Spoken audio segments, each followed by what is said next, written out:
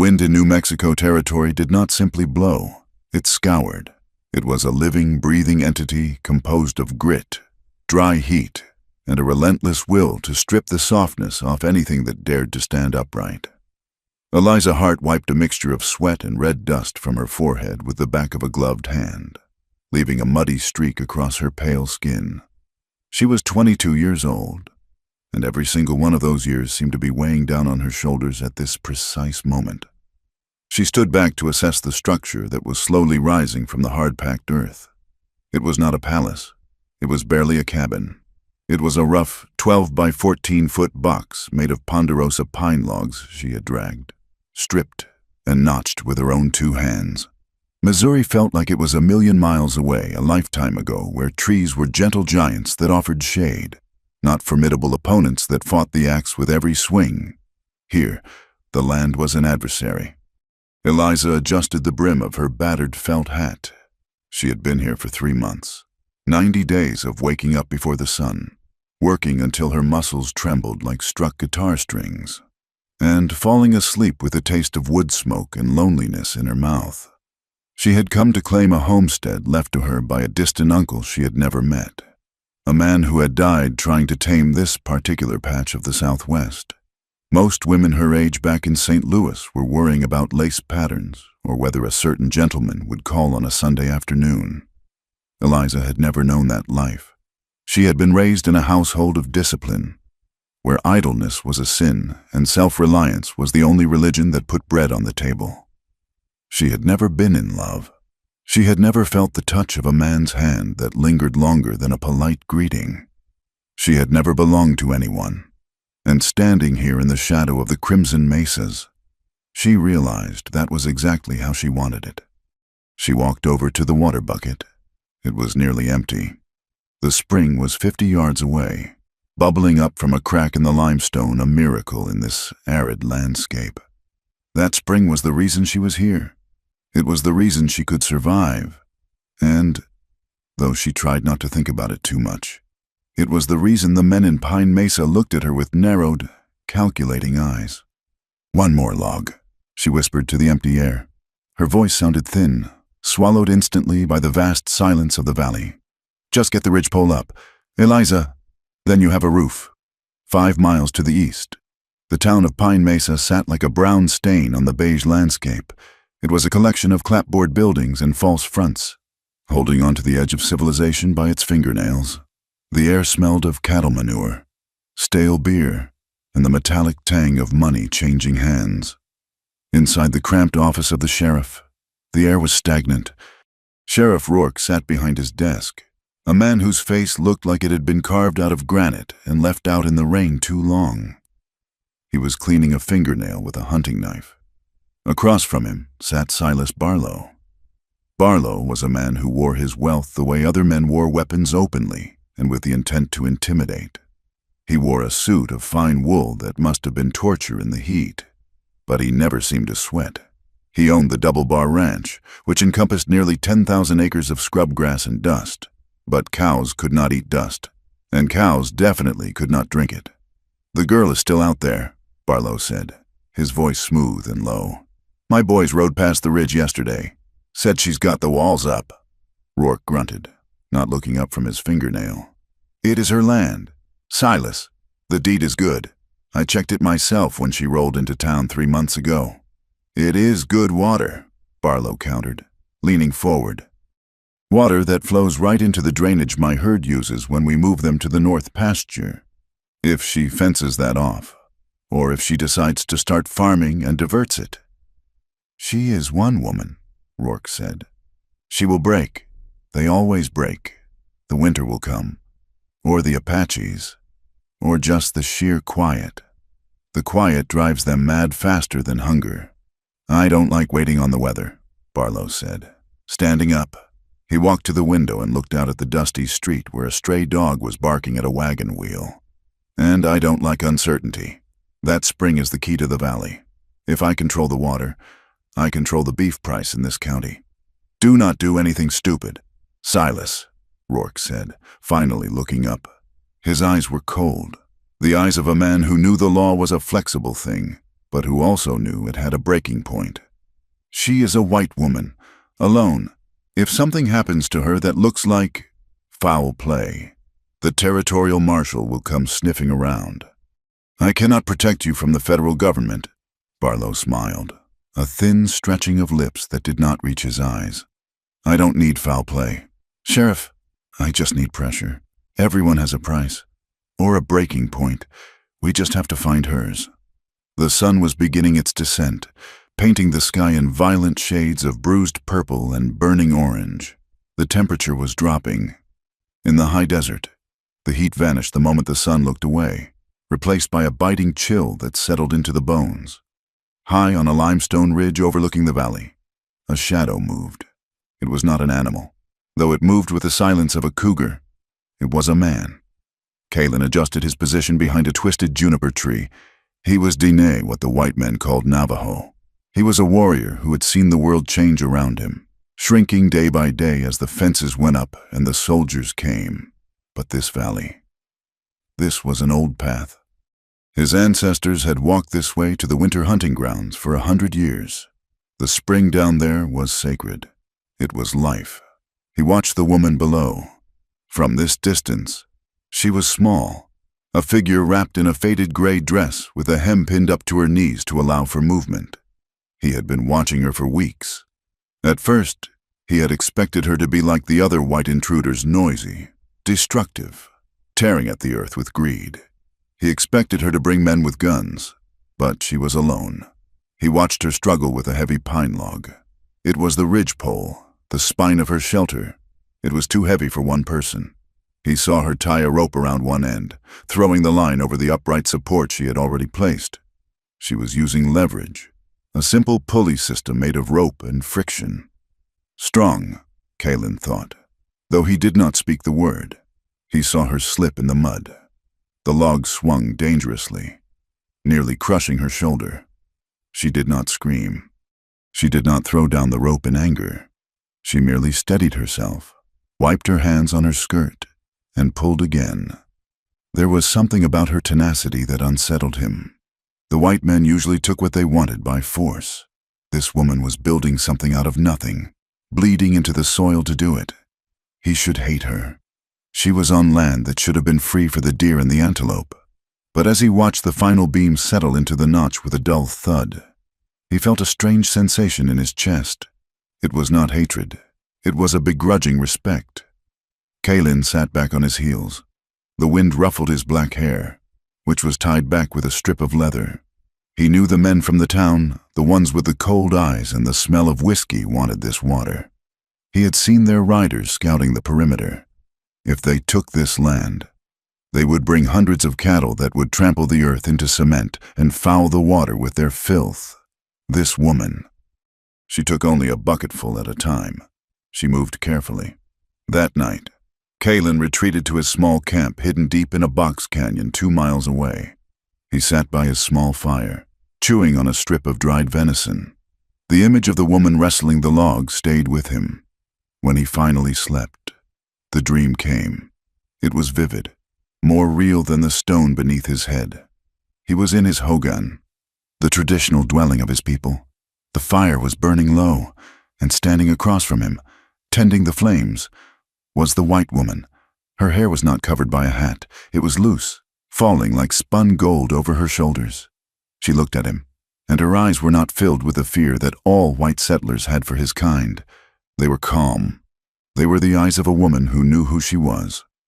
She did not speak, but the sense of peace in the dream was so profound that when Kalen woke up before dawn, his heart was aching with a longing he could not name.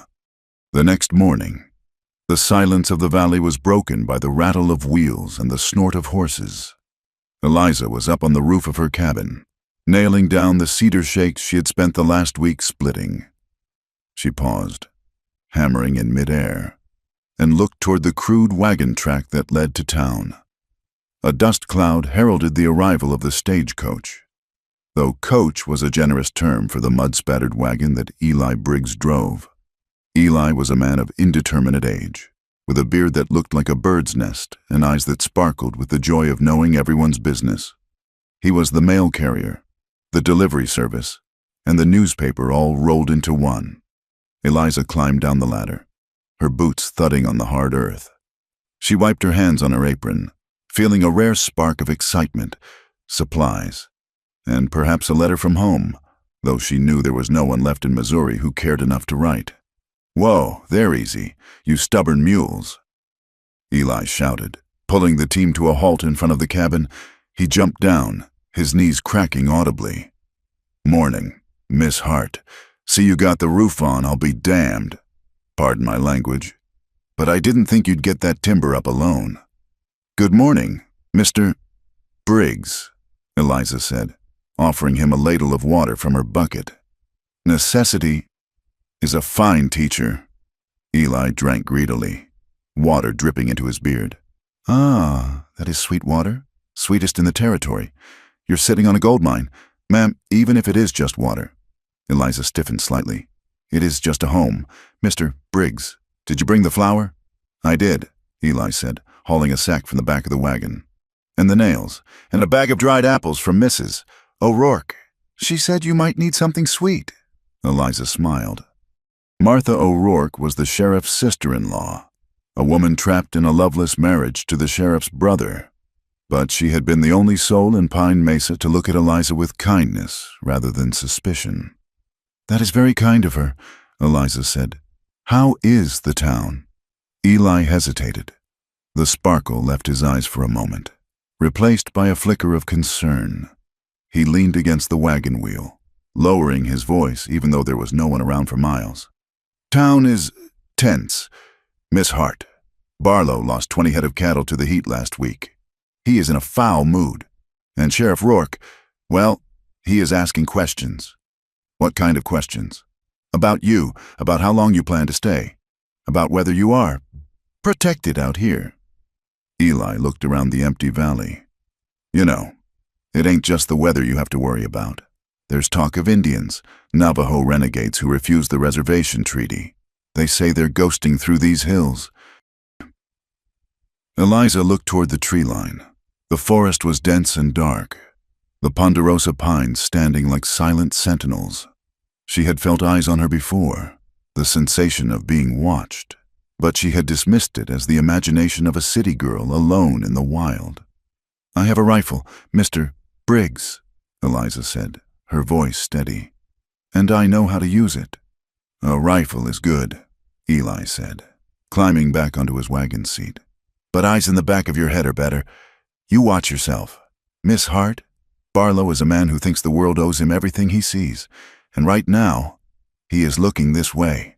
Eliza watched the wagon rumble away, leaving a trail of dust that hung in the still air. She felt a cold knot form in her stomach. She turned back to her cabin. It stood solid and real, the fresh wood gleaming in the sun. It was hers. She walked to the door frame. She had not hung the heavy oak door yet, and stepped inside. It was dim and cool. The smell of pine resin was overwhelming, a clean, sharp scent. She ran her hand along the rough wall. "I am not leaving," she said to the empty room. "I am not leaving." 3 days later, the weather turned. The sky, usually a relentless blue, turned a milky white, then a bruised gray. The wind picked up, shifting from the south to the north, carrying the scent of ozone and distant rain. Eliza spent the morning gathering firewood. The nights were getting colder. She had built a fireplace of river stones and mud, but she needed fuel. She was working near the edge of the forest, where the trees thinned out into the sagebrush. She was bending down to pick up a fallen branch when she saw it. It was a footprint. Eliza froze. She knew the tracks of the animals here, the two-toed print of the deer, the pad of the coyote, the tiny, hand-like print of the raccoon. This was a human print, but it was not the print of a boot. It was the soft, distinct outline of a moccasin.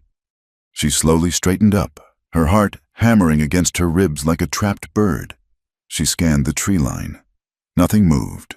The wind sighed through the pine needles, a mournful sound. She was not alone. Unbeknownst to her, 50 feet away, concealed within the dense canopy of a large pine. Kalen watched. He had not meant to leave a track. He had been careless. distracted by the way the sunlight caught the loose strands of hair escaping her bonnet. He saw her fear. He saw the way her hand went instinctively to the knife at her belt. He saw her posture shift from worker to defender. He also saw something else. From the direction of the cattle trail to the south, 3 riders were approaching. They were not hiding. They were riding loud, their voices carrying over the wind. They were Barlow's men. Kaylin knew them by the way they rode heavy in the saddle. Arrogant. Eliza heard them a moment later. She grabbed her bundle of wood and ran back toward the cabin. She reached the porch just as the 3 riders crested the small rise that separated her valley from the open range. The lead rider was a man named Skinner. He had a face that looked like it had been broken and put back together wrong. He reined in his horse, kicking up a spray of dirt near Eliza's clean laundry line. "Afternoon, ma'am," Skinner drawled. He did not touch his hat. Eliza dropped the wood on the porch and stood tall. "Can I help you?" "Just passing through," Skinner said, his eyes roaming over the cabin, the spring, and finally settling on Eliza. "Mr. Barlow wanted us to check on his neighbors. Make sure you haven't been washed away or eaten by wolves." "I am fine," Eliza said coldly. "You can tell Mr. Barlow I'm quite comfortable." "Comfortable," Skinner laughed. It was an ugly sound. "For now, but you know, little lady, this land, it's harsh. Accidents happen. Fires happen. Wells run dry." "Is that a threat?"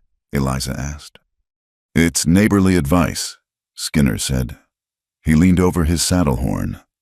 "This is a big country for a girl alone. A smart girl would sell out while the price is fair. Go back east. Find a husband. Have some babies. This dirt, it ain't for pretty things." Eliza felt a flash of anger so hot it burned her throat. "This dirt is mine. Now get off it." Skinner's face hardened. He looked at his companions, then back at her. For a second, Eliza thought he might draw his gun, or ride her down. The air crackled with violence. Then, from the woods behind the cabin, a blue jay screeched. It was a sharp, piercing sound. Skinner's horse spooked, dancing sideways. Skinner fought the reins, cursing. "Crazy nag," he muttered. He glared at Eliza. "We'll be seeing you, Miss Hart. You think about that offer." He wheeled his horse around and galloped off, his men following in a cloud of dust. Eliza stood trembling on the porch. She was not trembling from fear, but from the adrenaline dump of confrontation. She looked toward the woods where the bird had called. It was too quiet. Up in the tree line, Kaylin lowered the small stone he had thrown to startle the horse. He did not know why he had done it. It was a small thing, but he did not like the way the man named Skinner looked at her. It was the look a wolf gives a wounded fawn. He slipped away into the shadows, moving silently back toward the high ground. That evening, the storm finally broke, but not with rain.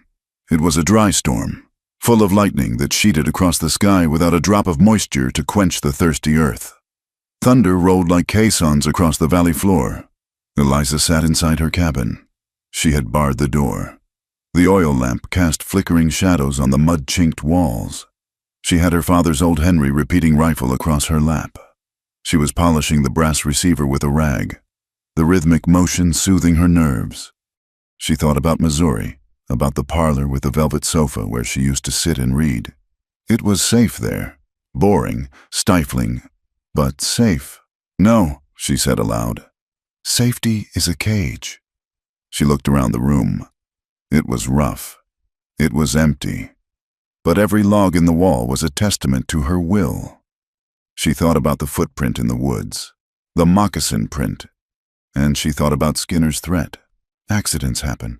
She was surrounded. On one side, the raw, indifferent violence of nature. On the other, the calculated greed of men. And somewhere in the shadows, the unknown element, the owner of the moccasin. She laid the rifle on the table and walked to the small window she had covered with oiled paper until she could afford glass. She couldn't see anything but darkness, but she could feel the vastness of the land out there. "I will not run," she whispered. Deep in the canyon, Kaylin sat by his fire. He was carving a piece of ironwood. He was shaping it into a small figure. A horse, But his mind was on the cabin in the valley. He knew what Barlow was. He had seen men like Barlow come and go. They were like locusts. They consumed everything until there was nothing left. And then they moved on. But the woman, she was like the pinyon pine. She dug her roots in. He looked up at the stars, which were appearing through the gaps in the storm clouds. The Navajos believed that everything had a spirit. The wind, the rocks, the water. Perhaps, he thought, even a white woman could have a spirit worth saving. He put the carving away and wrapped his blanket around his shoulders. He would watch for one more day, just to see what she did, just to see if she would run. But in his heart, he already knew the answer, and that knowledge terrified him more than any gun Barlow's men could carry, because if she stayed, he knew he would not be able to stay away. And that path led only to blood. The wind howled around the cabin, rattling the new shingles, testing the strength of the work. Inside, Eliza Hart blew out the lamp and sat in the darkness, listening to the night, waiting for the morning to bring whatever battle came next. She was alone, but for the first time in her life, she was free. The wind that night had teeth. It came down from the high peaks of the Sangre de Cristo Mountains, stripping the heat from the ground and leaving behind a chill that settled deep into the marrow of the bone. It was 3 a.m, and the valley was a bowl of restless shadows. Eliza Hart was awake before her eyes opened. Sleep, for her, was never a deep well. It was a shallow stream, easily disturbed. She lay still under her heavy quilt, listening. The wind rattled the cedar shakes on the roof she had nailed down herself, a sound she was used to. But then came another sound, a sharp, panicked whinny from the lean-to stable she had built for her 2 horses. She threw off the quilt, the cold air biting at her skin through her cotton nightdress. She did not hesitate. In this country, hesitation was a luxury that cost too much. She pulled on her boots, not bothering with stockings, and threw her heavy wool coat over her nightdress. She grabbed the oil lantern from the table and the Colt Navy revolver she kept loaded beside her pillow. It was an old gun, heavy and rusted in spots, but it fired true. She lit the lantern, the flame sputtering before catching hold, casting a yellow sphere of light against the encroaching dark. She unbarred the door and stepped out onto the porch. The wind nearly extinguished her light. She shielded it with her body, squinting toward the stable. "Easy," she called out, her voice snatched away by the gale. "Easy now." The horses were pacing nervously, kicking at the wooden rails. Eliza approached carefully, raising the lantern high. There was no mountain lion, no wolf. The animals were spooked by something that had passed, not something that remained. She checked the latch on the gate. It was secure. She was about to turn back, chiding herself for her nerves, when the lantern light caught something wet on the hard-packed earth near the water trough. It was dark, almost black in the dim light, but Eliza knew the color of blood. She lowered the lantern. It was not a single drop. It was a trail, a heavy, inconsistent drag of droplets and smears, as if something wounded had stumbled through the yard. Her heart hammered against her ribs. She followed the trail with her eyes. It did not lead away from the homestead. It led toward the cabin. Eliza felt a coldness that had nothing to do with the wind washing over her. She had just come from the cabin. She had been asleep. She tightened her grip on the revolver, her knuckles white. She followed the trail back to her porch. The blood smeared across the wooden steps. It stopped at the door she had just exited, the door she had unbarred. She had been so focused on the horses that she hadn't looked behind her. Someone had slipped in while she was out. Eliza stood at the threshold, the wind whipping her hair across her face. This was the moment the town had warned her about, the moment every woman alone on the frontier dreaded. She took a breath, sharp and jagged, and kicked the door fully open. Raising the gun, "Get out!" she shouted, the gun shaking slightly in her hand. "I am armed." The cabin was silent save for the crackling of the embers in the hearth. She stepped inside, swinging the lantern. The light swept across the rough-hewn table, the single chair, her narrow bed. Then, the light caught a boot, a moccasin. Actually, he was huddled in the corner between the fireplace and the wall. a shadow within a shadow. He was not standing. He was slumped against the logs, one hand pressing a wad of cloth against his side, the other hanging limp. Eliza leveled the pistol at his chest. "Don't move," she ordered. The man lifted his head slowly. It was the Navajo warrior. She recognized the sharp angles of his face, the heavy, straight brows, the hair tied back with leather. But the terrifying specter she had imagined lurking in the woods was gone. In his place was a man whose skin had gone the color of old ash. He looked at the gun, then up at her face. There was no malice in his eyes. There was no plea for mercy, either. It was the flat, accepting gaze of a wolf caught in a trap, waiting for the final blow. He was shivering, violent tremors that shook his entire frame. "Water," he rasped. The word was barely a sound. Eliza's finger hovered over the trigger. The logic of Pine Mesa screamed in her ear. He is an intruder. He is a savage. He is likely the one who robbed the freight wagons.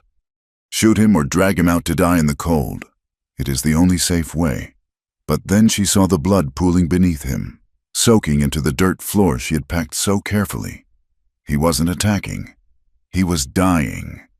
She looked at his hand, the one pressing the wound. Blood was seeping between his fingers, dark and fast. If she threw him out, he would be dead within the hour. "Damn it!" she hissed through gritted teeth. She lowered the hammer of the gun, but kept it within reach on the table. She slammed the door shut against the wind and barred it. She knelt beside him, setting the lantern on the floor. "Let me see," she said, her voice commanding, though her stomach churned. He flinched when she reached for him, his muscles coiling instinctively, but he was too weak to stop her. She peeled his hand away. His shirt, a mix of calico and buckskin, was torn. Beneath it, a jagged furrow tore across his lower ribs, deep and ugly. It wasn't a bullet hole. It looked like he had been grazed by a heavy slug or torn by a ricochet. "You are bleeding to death," she stated flatly. He watched her, his breathing shallow and rapid. He did not speak. Eliza stood up and went to her supply chest. She moved with frantic efficiency. A bottle of corn whiskey she kept for toothaches, a clean strip of linen from her petticoat, a needle and a spool of heavy thread she used for canvas. She returned to him. "This is going to burn," she warned. She poured the whiskey over the wound. The warrior arched his back, a guttural sound tearing from his throat. His teeth clenched so hard she thought they might shatter. He did not scream. He slammed his head back against the logs, his eyes squeezing shut, sweat instantly beading on his forehead. "Breathe," Eliza said, her own hands trembling as she threaded the needle. "You have to breathe." She had stitched torn grain sacks. She had stitched the hide of a mule once. But human skin was different. It was warm. It was resilient. As she pushed the needle through the edge of the wound, she felt the toughness of him, the sheer density of his muscle. He was built of ironwood and leather. He watched her now. His eyes were open again, dark pools reflecting the firelight. He watched her hands that were stained with his blood. He watched her face, pale and focused, her lip bitten in concentration. It took 20 minutes. 20 minutes of silence broken only by the hiss of the fire and the man's ragged breathing. When she tied off the final knot and cut the thread, Eliza sat back on her heels, exhausted. She felt lightheaded. She soaked a rag in water and wiped the blood from his side, her touch gentler now that the violence of the surgery was done. His skin was burning hot. Fever was already setting in. "You need to rest," she said, more to herself than him. She couldn't leave him on the floor. It was too cold. Summoning a strength she didn't know she had, she grabbed him under the arms. "Help me," she grunted. "You have to help me." Together, they managed to get him closer to the hearth, onto a pile of bearskins she used as a rug. He collapsed onto the fur, his energy spent. Eliza fed the fire, building it up until the heat flushed her cheeks. She sat in her rocking chair, the gun in her lap, watching him. Why had she done it? Sheriff Rourke would call her a traitor. Silas Barlow would call her a fool. If anyone found him here, her life in this valley was over. She would be branded. The man stirred. His eyes fluttered open, glassy with fever. He looked around the room, confused, until his gaze landed on her. He stared at her for a long time, as if trying to place her face in his memory. "Eliza," he whispered. Eliza froze. The rocking chair stopped mid-swing. The sound of her name on his tongue was a physical shock, like a splash of ice water. She leaned forward, gripping the arms of the chair. "What did you say?" "Eliza," he repeated, the syllables clumsy but distinct. "Eliza? Hart?" She stood up slowly, the blood draining from her face. "How do you know my name?" He did not answer. His eyes slipped closed, and he drifted back into the dark waters of unconsciousness. Eliza backed away until she hit the table. He knew her name. He knew who she was. That meant he hadn't just stumbled upon this cabin by accident. He had been watching. He had been listening. For how long the wind howled outside, scratching at the door like a living thing trying to get in. But the danger was already inside, and she had just sewn him back together, 5 miles away. The erratic light of torches cut through the gloom of Pine Mesa. The town was not asleep. It was buzzing with the angry energy of a kicked beehive. In the center of the muddy street, a freight wagon sat with a broken axle. The canvas cover was slashed, and crates were overturned. A crowd of men stood around it, their collars turned up against the cold. Sheriff Rourke stood on the boardwalk, a shotgun cradled in the crook of his arm. Beside him stood Silas Barlow, looking immaculate despite the late hour. "It was a raiding party," the wagon driver was shouting, holding a bloody rag to a gash on his forehead. "They came out of the rocks, painted faces. They took the rifles and the ammunition." "Navajo," Rourke asked, his voice booming over the wind. "Who else?" Barlow interjected smoothly. He stepped down into the street, addressing the gathering crowd. "We have been tolerant. We have been patient. And how do they repay us? By stealing the very tools we need to defend our homes." A murmur of agreement rippled through the men. Fear was a dry tinder, and Barlow was holding the match. "They cannot have gone far." Barlow continued. "My foreman, Skinner, says he cut one of them down. Winged him good with a Winchester. He will be bleeding. He will be looking for a hole to crawl into." "We ride at first light," Rourke announced. "I want a posse. Every able-bodied man with a horse and a gun." "Check the outlying homesteads," Barlow suggested, his voice low enough that only Rourke could hear, but loud enough to carry to the front row. "These savages, they get desperate. They might break into a barn, or a cabin. God help anyone who gets in their way." He looked toward the west, toward the valley where the spring water flowed, especially a woman alone. Morning came to Eliza's cabin with a gray, reluctant light. The storm had passed, leaving behind a silence that felt heavy and expectant. Eliza had not slept. She had sat by the fire, watching the chest of the stranger rise and fall. When the sun finally crested the ridge, she moved. She knew she could not keep him on the floor. If Rourke came, and he would come. She knew it in her gut he would look in the main room first. She boiled water and made a strong tea from willow bark, forcing a few spoonfuls between the man's lips. He swallowed reflexively, groaning. "You have to move," she told him. "Up." He opened his eyes. They were clearer today, the fever having burned down to embers. He looked at her, and she saw the question in them.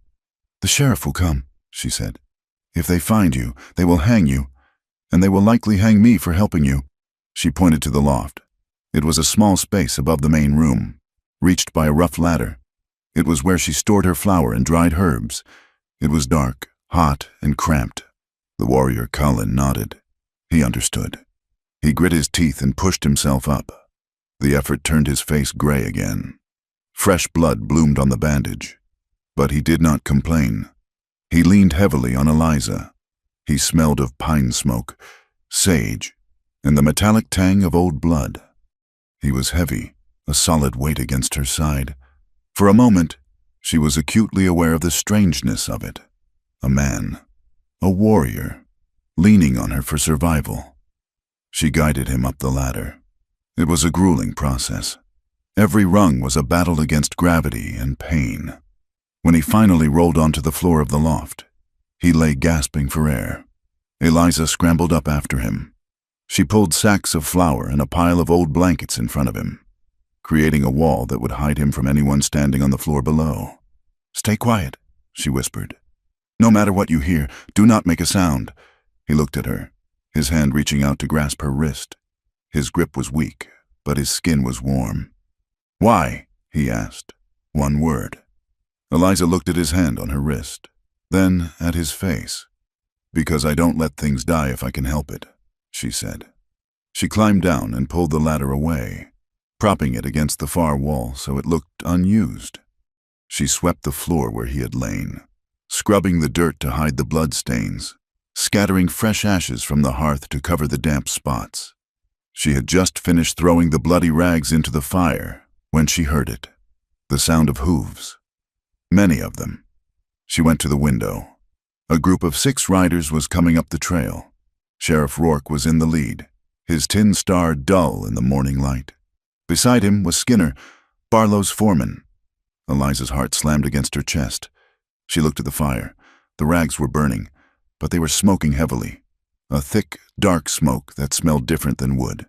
She grabbed the poker and shoved the rags deeper into the coals, piling logs on top to mask the smell. Smoke, fire. It was life, but right now, it was a beacon.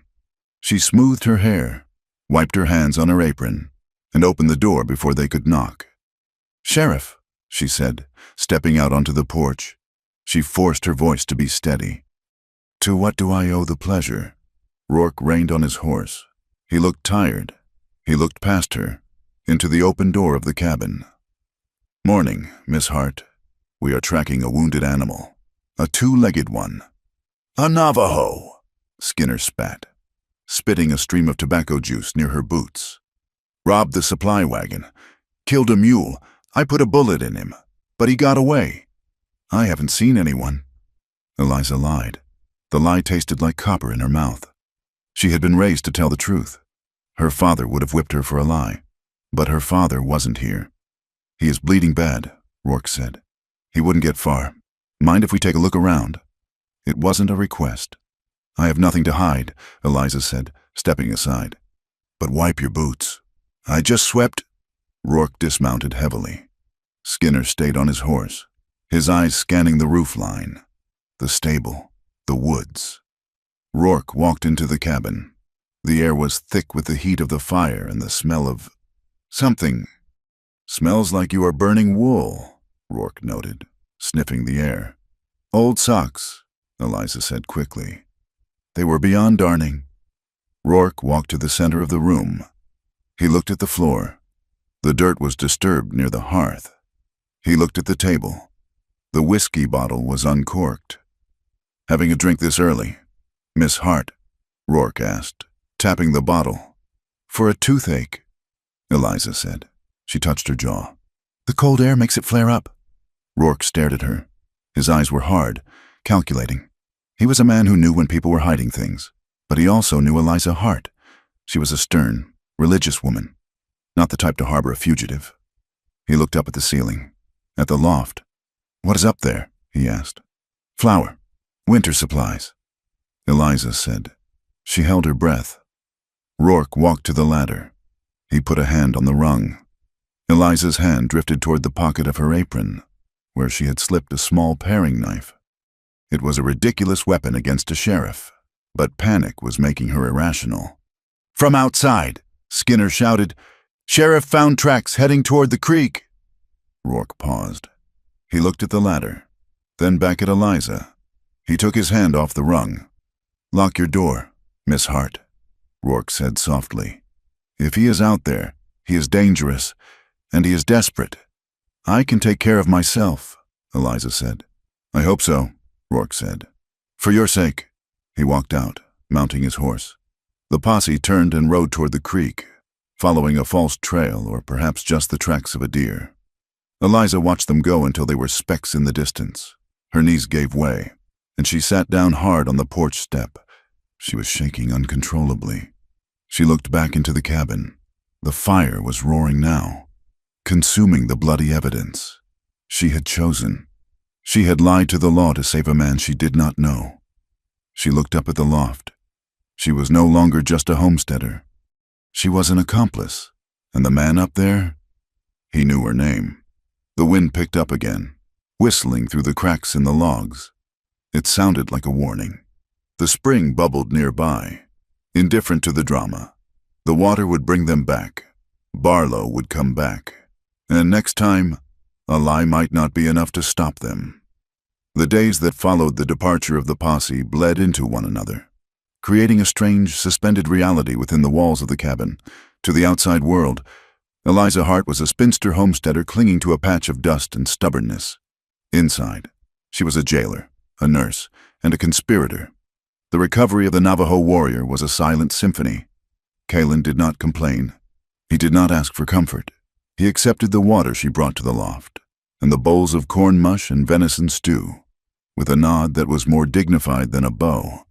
They moved around each other like two planets forced into the same orbit, wary of the gravity that pulled them together. For the first 3 days, he stayed in the loft, a shadow among the flour sacks. Eliza would climb the ladder, her skirts gathered in one hand, a bowl in the other, and find him awake, his dark eyes tracking her movement. He was healing with a speed that frightened her. The wound on his side, which would have kept a man from the city in bed for a month, was already knitting together. It was as if his body refused to acknowledge the injury, dismissing it as an inconvenience to survival. By the 4th day, the silence broke, not with words, but with action. Eliza was outside, struggling with a heavy block of oak she intended to split for the stove. The axe was dull, and her swing was tired. The wood refused to yield. She wiped sweat from her eyes, frustration rising in her throat like bile. She raised the axe for another strike, but a hand caught the handle before she could bring it down. She gasped, spinning around. Cullen stood there. He was pale, and a sheen of sweat coated his upper lip, betraying the pain he was hiding. But he stood straight. He took the axe from her unresisting fingers. He did not look at her. He looked at the wood, with a fluid motion that utilized the weight of the axe rather than brute force. He brought the blade down. The oak split cleanly in two with a satisfying crack. He set up another log. Crack. Another. Crack. "You should not be out of bed," Eliza said, her voice sounding shrill in the quiet afternoon. "You will tear your stitches." Kalen paused, leaning on the axe handle. He looked at the pile of wood, then at the roof where a shingle had come loose in the wind, and finally at the drainage ditch she had started digging but abandoned due to fatigue. "Work pays for life," he said. His voice was gravel, the English words heavy and deliberate. "I eat your food. I will do your work." "You don't owe me anything," Eliza protested, though she knew in the West, everyone owed someone something. He ignored her. He continued to chop. Eliza watched him, mesmerized despite herself. The men in Pine Mesa, the cowhands, the drifters, they worked with a lot of noise. They grunted, they cursed, they spat. They made sure you knew how hard they were laboring. Kalen worked with a terrifying economy of motion. There was no wasted energy, no showmanship, just a quiet, relentless competence. He fixed the roof that afternoon, moving over the cedar shakes with the grace of a cat.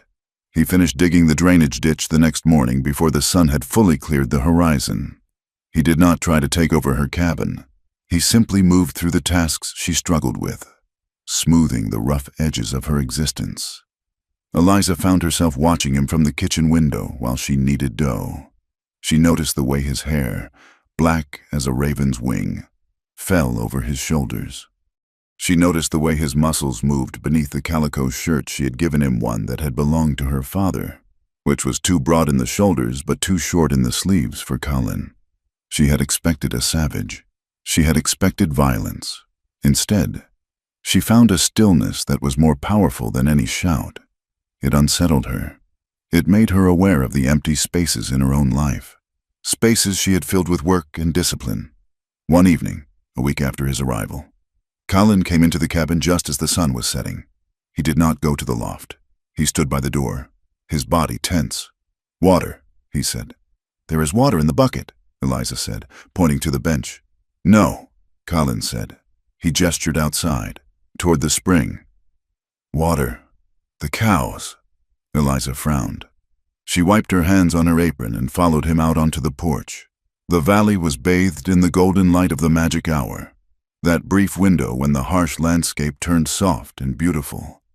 Kalin pointed to the south, where the creek wound its way through the brush. Barlow. Cows. Eliza squinted.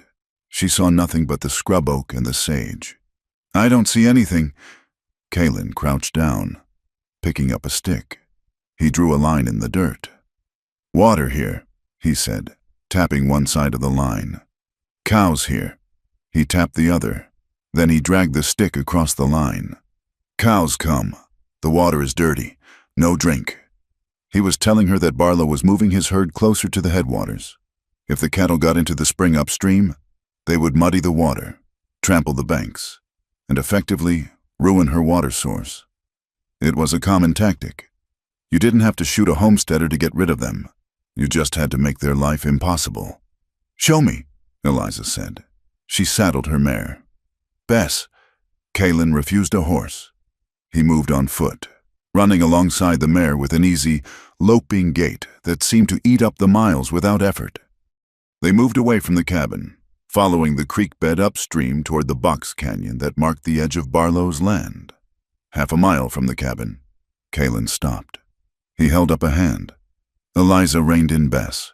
The air was still, too still. Colin pointed to the mud near the creek bank. The ground was churned up. Hundreds of hoof prints.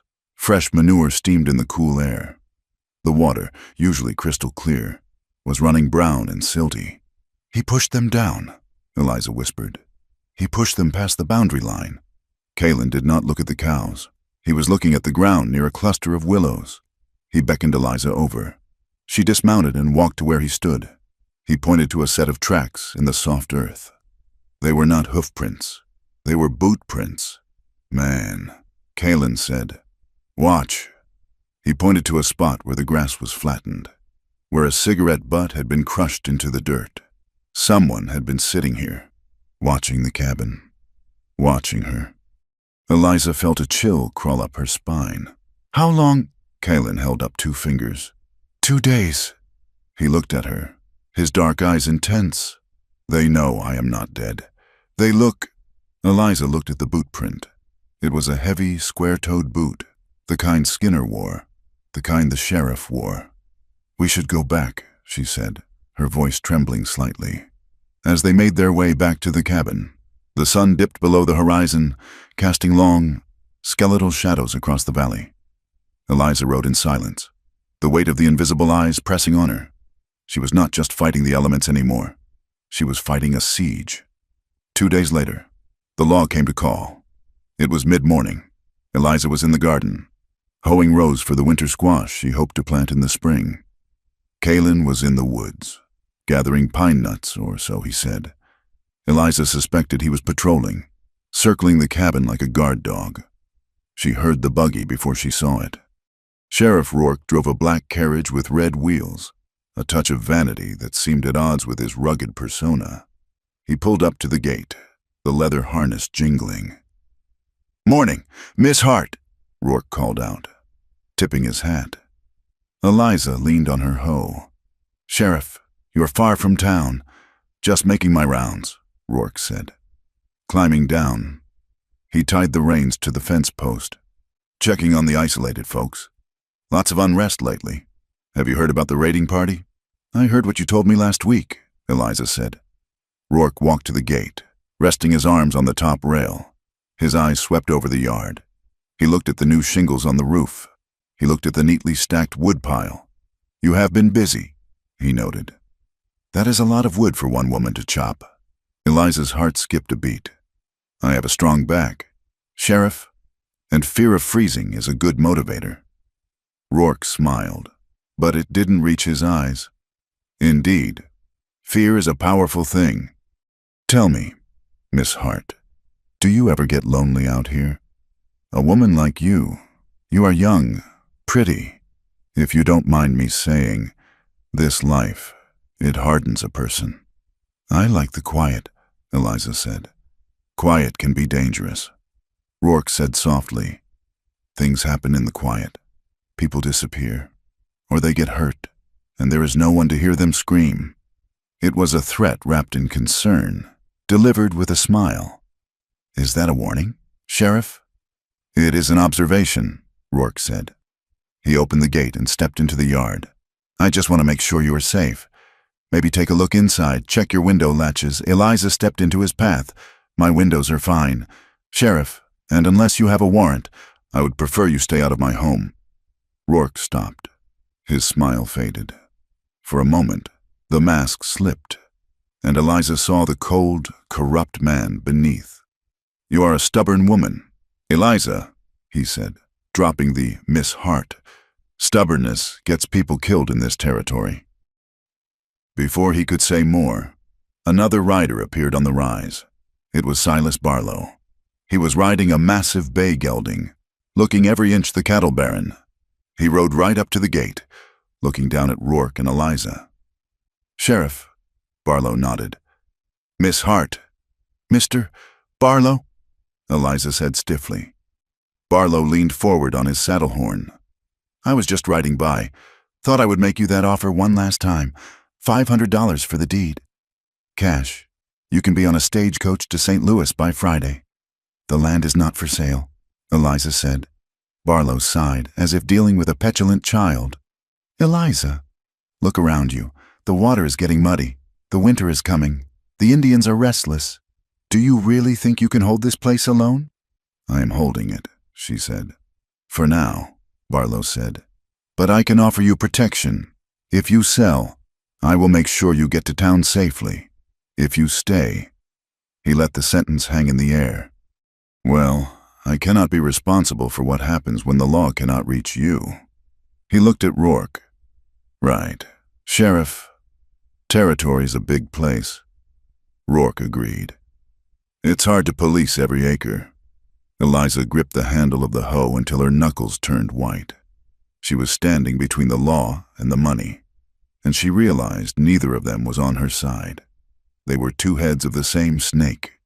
Get off my land, Eliza said. Her voice was low, shaking, but clear. Both of you, Barlow chuckled. Have it your way, but when the first snow falls, don't say I didn't try to be a gentleman. He wheeled his horse around and galloped off. Rourke lingered for a moment longer. A smart girl would have taken the money, Rourke said. He tipped his hat again, a gesture that now felt like a mockery, and climbed back into his buggy. Eliza watched them leave. When they were gone, she dropped the hoe and leaned against the fence, her legs trembling. A rustle in the bushes made her jump. Kalen stepped out from behind the wood pile. He had been there the whole time. He had a knife in his hand, held low against his leg.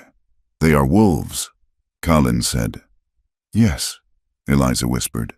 They are. The tension in the valley tightened like a wet rope drying in the sun. Every sound the cry of a hawk. The snap of a twig made Eliza jump. She slept with the revolver under her pillow. Kalen slept in the loft, but she knew he was awake most of the night. She could hear his breathing, a steady rhythm in the darkness. One evening, 3 days after Barlow's visit, the sky turned a deep, bruised purple. A storm was brewing. Not the dry lightning of before, but a heavy, weeping rain. Eliza was on the porch, taking down the laundry she had hung up to dry. The wind was whipping the sheets around her, tangling them. She reached up to unpin a heavy quilt. Let me, a voice said. Kalen was beside her.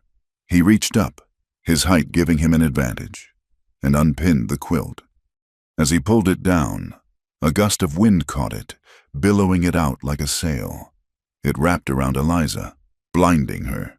She stumbled back, her heel catching on a loose board she'd been meaning to nail down. She tipped backward, flailing. She expected the hard impact of the wood. Instead, she hit a wall of solid muscle. Kalen had dropped the quilt and caught her.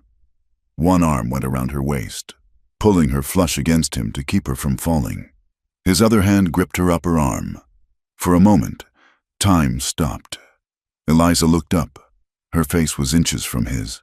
She could see the flecks of gold in his dark eyes. She could feel the heat of his body radiating through his shirt.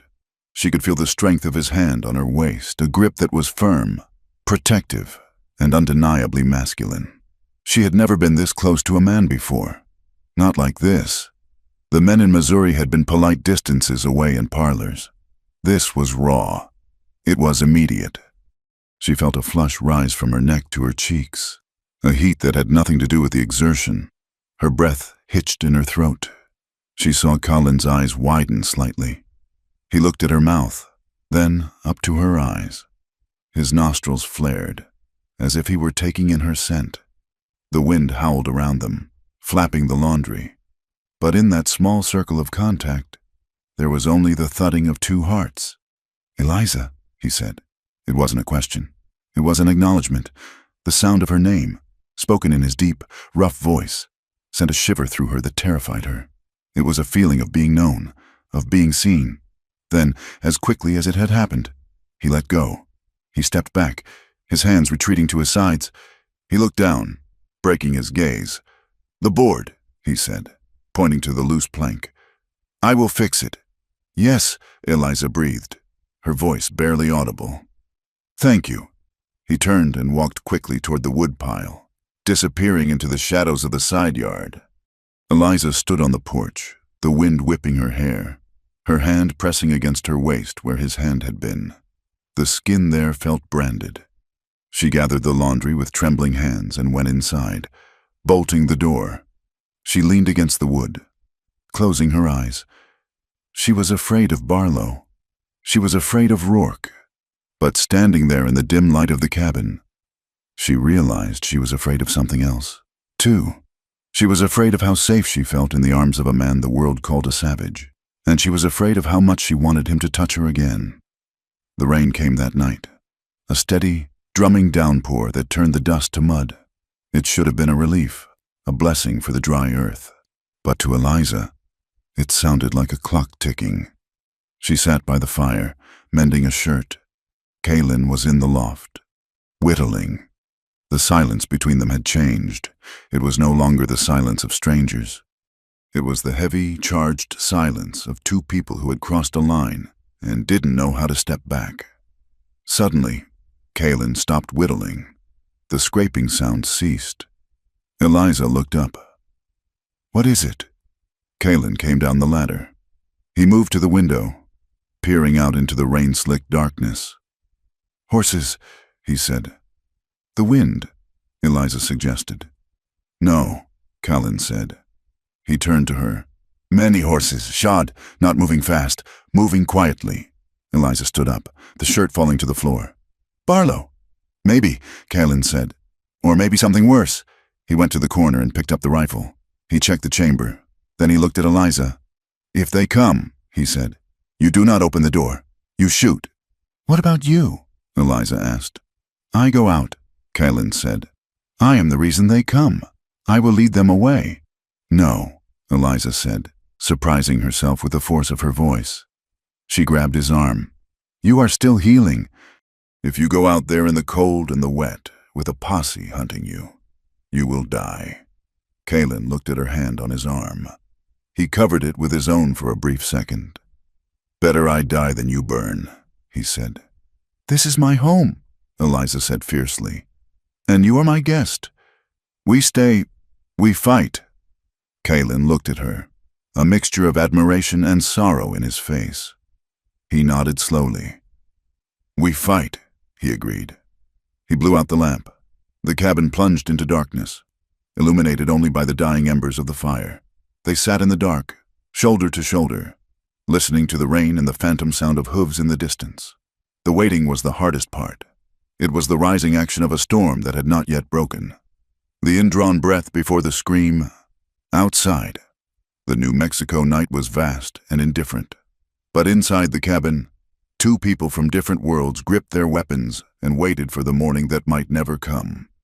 The clock was ticking, and every second brought the fire closer to the fuse. The rumors in Pine Mesa did not spread like fire. They spread like a sickness.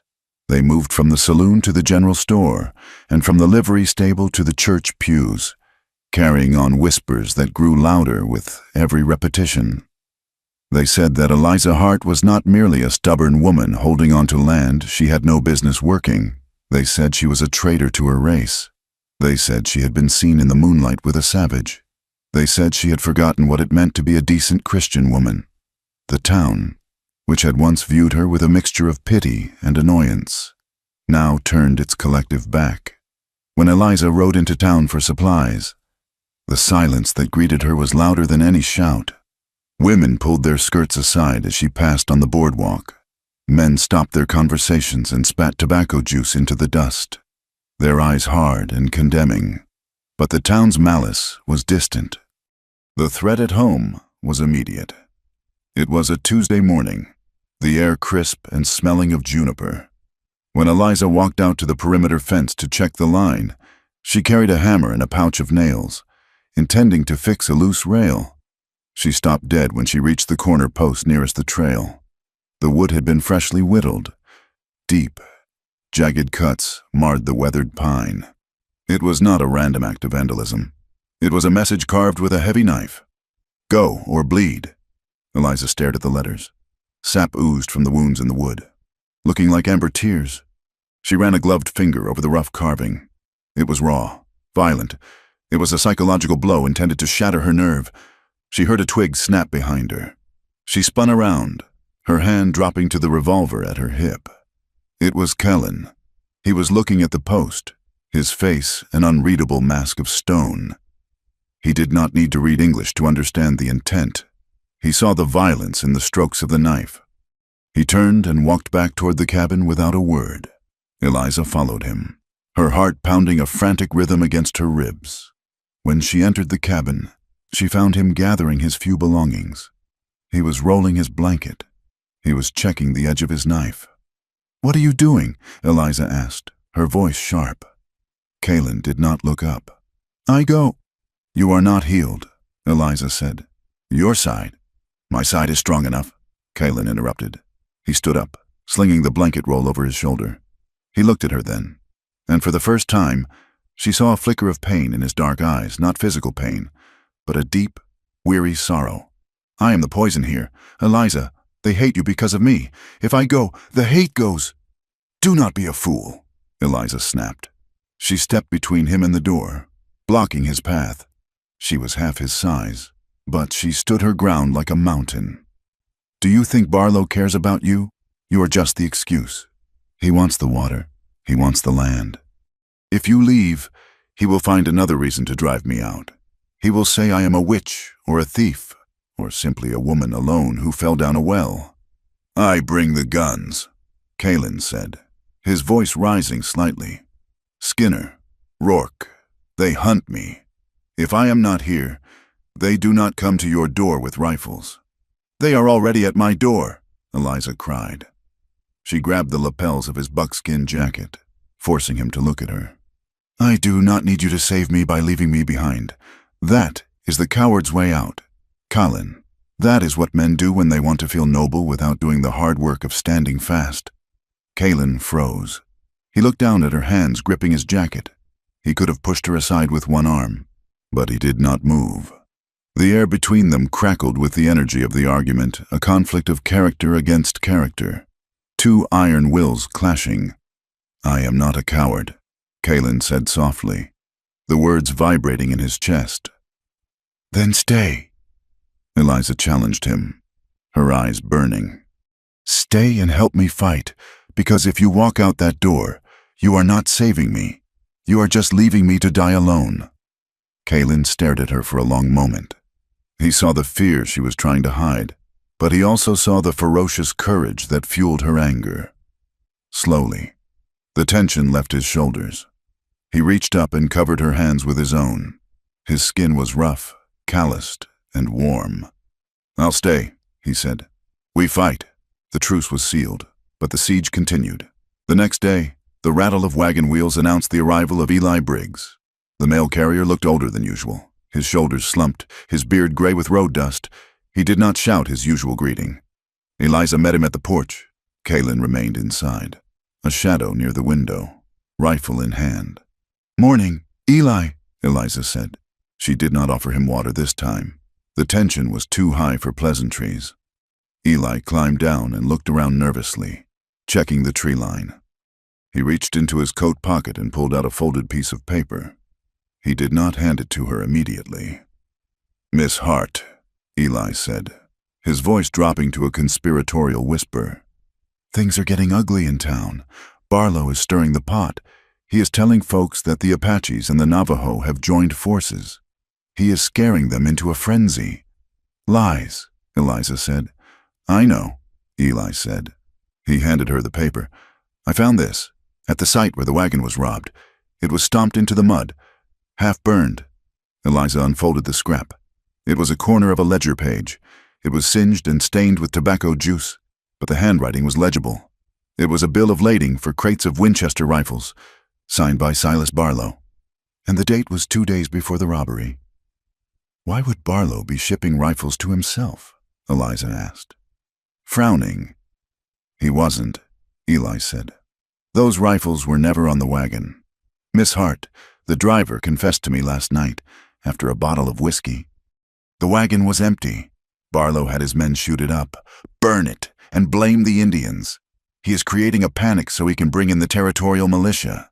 If the militia comes, they will clear this whole valley. Every Indian, every homesteader who gets in the way. Gone." Eliza felt a cold knot in her stomach. It was a land grab, pure and simple, dressed up as a war. "And there is more," Eli added. "Martha, Mrs. O'Rourke, she wanted you to know, the sheriff is planning a sweep of the valley on Friday, 3 days from now. He is not looking for justice. He is looking to clean the house." Eliza looked at the old man. "Why are you telling me this? Eli, if Rourke knew—" "I have delivered mail in this territory for 20 years, Eli said, spitting on the ground. "I have seen good men die and bad men get rich, but I never saw a man try to start a war just to water his cows. It ain't right." That night, Eliza showed the ledger scrap to Colin. He studied it, though he could not read the words. Eliza explained what it meant. "They lie to kill," Colin said, his face grim. "We need the truth." "This scrap is not enough," Eliza said. "It is just paper. We need a witness, someone who knows where you were when the wagon was attacked. You said you were delivering medicine." Kalin nodded. "To my aunt, Nali. She lives in the Canyon of Whispers, 2 hours' ride. We go to her," Eliza decided. "If she can testify, if she can speak to the federal magistrate when he comes through next month." "She speaks little English," Kalin warned, "but she speaks the truth." They left before dawn, riding under the cover of a waning moon. Eliza rode Bess. Cullen ran alongside until they were well clear of the valley. Then he doubled up behind her on the mare. The physical closeness was necessary, but it sent a confusing heat through Eliza's back where his chest pressed against her. The Canyon of Whispers was a narrow slash in the earth, hidden by twisting juniper and red rock towers. Nali lived in a small shelter built into the cliff face, almost invisible until one was right upon it. She was an ancient woman, her face a map of wrinkles that told 1,000 stories. She looked at Eliza with sharp, obsidian eyes, then looked at Kalin. She spoke in a rapid, fluid tongue that sounded like wind moving through dry leaves. Colin answered her, his voice respectful. He gestured to Eliza, then to his side where the wound was healing. Nali nodded. She reached into a woven basket and pulled out a small pouch. She opened it, showing Eliza the dried herbs inside. "Medicine," Nali said, the English word heavy on her tongue. "He brings for the coughing sickness." She pointed to the sky. "Sun high, wagon burn, sun low." Eliza understood. The wagon was attacked at noon. Kalin had been here, delivering medicine, until sunset. He had an alibi, a solid, unbreakable alibi. "Will you tell this to the white chief?" Eliza asked, miming a judge with a gavel. Nali looked at Colin. He nodded. "I speak," Nali said. It was a small victory, but it felt massive. They had the truth. Now they just had to survive long enough to tell it. The return to the cabin was tense. As they neared the homestead, they saw a horse tethered to the porch rail. A fine black thoroughbred. Barlow, Eliza whispered. Stay back, she told Kaylin. Stay in the trees. If he sees you, he will shoot. Kaylin hesitated, his hand on his knife. I watch. Eliza rode into the yard alone.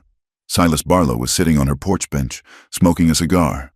He looked entirely at ease, like a man who owned everything his eyes touched. Miss Hart, he said, not standing up. You have been out for a ride. Lovely country, isn't it? What do you want, Mr. Barlow? Eliza asked, dismounting. She kept best between herself and the man. I came to invite you to town, Barlow said, flicking ash onto her clean floorboards. Tomorrow. I have the papers drawn up. Transfer of deed. I have increased the offer to $600. It is a fortune. I told you, Eliza said, her voice shaking with suppressed rage. I am not selling. Barlow stood up. The pleasant mask dropped. His face became hard, the eyes of a predator.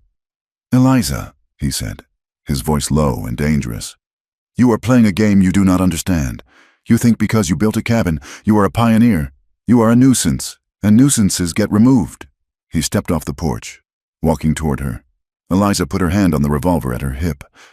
Barlow laughed. Go ahead, he said. Shoot an unarmed man on your own land. See how that plays with the sheriff. He stopped 3 feet from her. He smelled of expensive tobacco and cruelty. A young woman, living alone. Accidents are so easy, he murmured. A lantern gets knocked over in the night. A horse spooks and tramples its owner. A stray bullet from an Indian raid finds a soft target. He leaned in closer. Sign the papers, Eliza, or by next week there won't be a hand left to hold a pen. He mounted his horse and rode away without looking back. Eliza stood there, the threat hanging in the air like smoke. She felt small. She felt fragile. Kaylin emerged from the trees. He had heard. He looked at Barlow's retreating dust, then at Eliza. He does not fear, Kaylin said. Because he thinks you are sheep. I am not a sheep, Eliza said, wiping a tear of frustration from her cheek. Then stop acting like prey. Kaylin said, Come, I teach. The next 2 days were a transformation. The cabin ceased to be a home and became a training ground. Kaylin took her into the woods. He stripped away the civilized layers of her Missouri upbringing and taught her the language of the wild. You walk loud, he told her. You break sticks. You announce yourself. He taught her to walk, rolling her foot from the outside edge to the inside, feeling the ground before committing her weight. He taught her to breathe through her nose, silently, to keep her scent close. He taught her to read the wind. Wind brings news, he said, tossing a handful of dry grass into the air. If the wind hits your back, the deer smells you, the enemy smells you. He taught her to look not at the whole forest, but at the breaks in the pattern. A bird flying up suddenly meant movement. A silence in the crickets meant danger. Eliza was a quick study. She was fueled by fear and anger, a potent mixture. Her hands, once blistered from the building, now became adept at moving unseen. She learned to freeze instantly. She learned to blend into the shadows. It was an intimacy of a different kind. Kaylin did not touch her with romance, but he corrected her posture, adjusted her grip on the rifle, guided her movements. His hands were firm, professional, yet every touch sent a jolt through her. She was learning to trust him with her life. On the night before the sheriff's scheduled sweep, the danger arrived early. They were near the ridge, scouting. When Kaylin signaled for a halt, he dropped to a crouch, pulling Eliza down with him. Below them, in the twilight, a group of 5 riders was moving up the creek bed. It wasn't the sheriff. It was Skinner and 4 hired guns. They were not riding in formation. They were spread out, rifles across their saddles. They were hunting. They cut off the cabin, Colin whispered. We cannot go back. Where do we go? Eliza asked. The temperature was dropping fast. The desert night was approaching. And she had no coat, only her shawl. The rocks, Kaylin said. He led her up the steep slope, away from the water, into a labyrinth of sandstone boulders. They climbed until Eliza's lungs burned and her fingers were raw. Finally, Kalen squeezed through a narrow fissure into a small, shallow cave protected by an overhang. It was invisible from below, but it was cold. The stone held the chill of the coming winter. They sat in the darkness, listening to the wind howl outside. Skinner's men were camping down by the creek. Eliza could see the faint glow of their fire. They were cutting her off from her home, her food, her warmth. Eliza shivered. It started as a tremble in her hands and spread to her whole body. Her teeth began to chatter. "You are cold," Colin said. I'm fine," Eliza stuttered. "Lies kill," Colin said gently. He unrolled the heavy wool serape he wore over his shoulder. He moved next to her. "Come," he said. Eliza hesitated for only a second. The cold was a physical pain. She shifted closer to him. Kalen wrapped the serape around both of them, pulling her into the shelter of his body. He sat with his back against the stone wall. His legs stretched out. Eliza sat between his legs, her back resting against his chest. The heat was instantaneous. He was like a furnace. Eliza stiffened at first, overwhelmed by the proximity. She could feel the slow, steady beat of his heart against her back. She could feel the rise and fall of his breath. His arms were outside the blanket, one hand resting on his knee, the other near the knife at his belt. He was not holding her. He was shielding her. Slowly, the tension left her body. She leaned back, accepting his warmth. "They will burn the cabin," Eliza whispered into the darkness. "If they don't find us, they will burn it." "Logs are wood," Kalen said, his voice a low rumble near her ear. "Wood grows back. You do not—" "I worked so hard for it," she said, a tear slipping down her cheek. "I know," Kalen said. He shifted slightly, and his arm brushed against her shoulder. He did not pull away. Instead, he adjusted the blanket, tucking it tighter around her neck. His hand lingered for a moment on her shoulder. It was not a sexual touch. It was something far more dangerous. It was the touch of a man who had claimed responsibility for her safety. Eliza turned her head slightly. His face was inches away in the gloom. She could see the strong line of his jaw, the stoic set of his mouth. "Colin," she whispered. He looked down at her. His eyes were unguarded for the first time. In them, she saw a reflection of her own confusion and longing. "Sleep," he said softly. "I watch." Eliza closed her eyes, but sleep was miles away. She was acutely aware of every inch of him, the roughness of his buckskin shirt, the smell of sage and man, the solid, unyielding strength of him behind her. She realized then that the indecency the town whispered about was not what she was feeling. What she felt was not dirty. It was the only clean thing in a world full of mud and lies. It was the feeling of being anchored in a storm. She reached out from under the blanket and found his hand, the one resting on his knee. She laced her fingers through his. Kalen went still. He did not squeeze back, but he did not pull away. He let her hold his hand. In the silence of the cave, with the killers waiting below and the cold wind screaming outside, Eliza Hart fell asleep holding the hand of the enemy. For the first time in her 22 years, she felt completely and utterly safe, but safety was an illusion. Tomorrow, the sun will rise, and with it, the fire. They had the truth, and they had each other. But Barlow had the guns. The rising action was over. The climax was about to begin. The morning sun did not bring warmth. It brought a reckoning. The air in the valley was brittle, tight as a drum skin waiting for the mallet to strike. Eliza Hart stood on the porch of the cabin she had built with her own bleeding hands. She was not hiding in the cave any longer. She and Colin had agreed running was an admission of guilt, and hiding was a slow death. They would stand. Colin was inside, out of sight, but his presence was a tangible weight against the back of the door. Eliza smoothed her apron. Beneath the cotton fabric, the heavy Colt Navy revolver pressed against her hip bone. They came from the east, a cloud of dust signaling their intent long before the sound of hoofbeats reached the yard. It was not a small party. Sheriff Rourke rode in front, his face grim and set.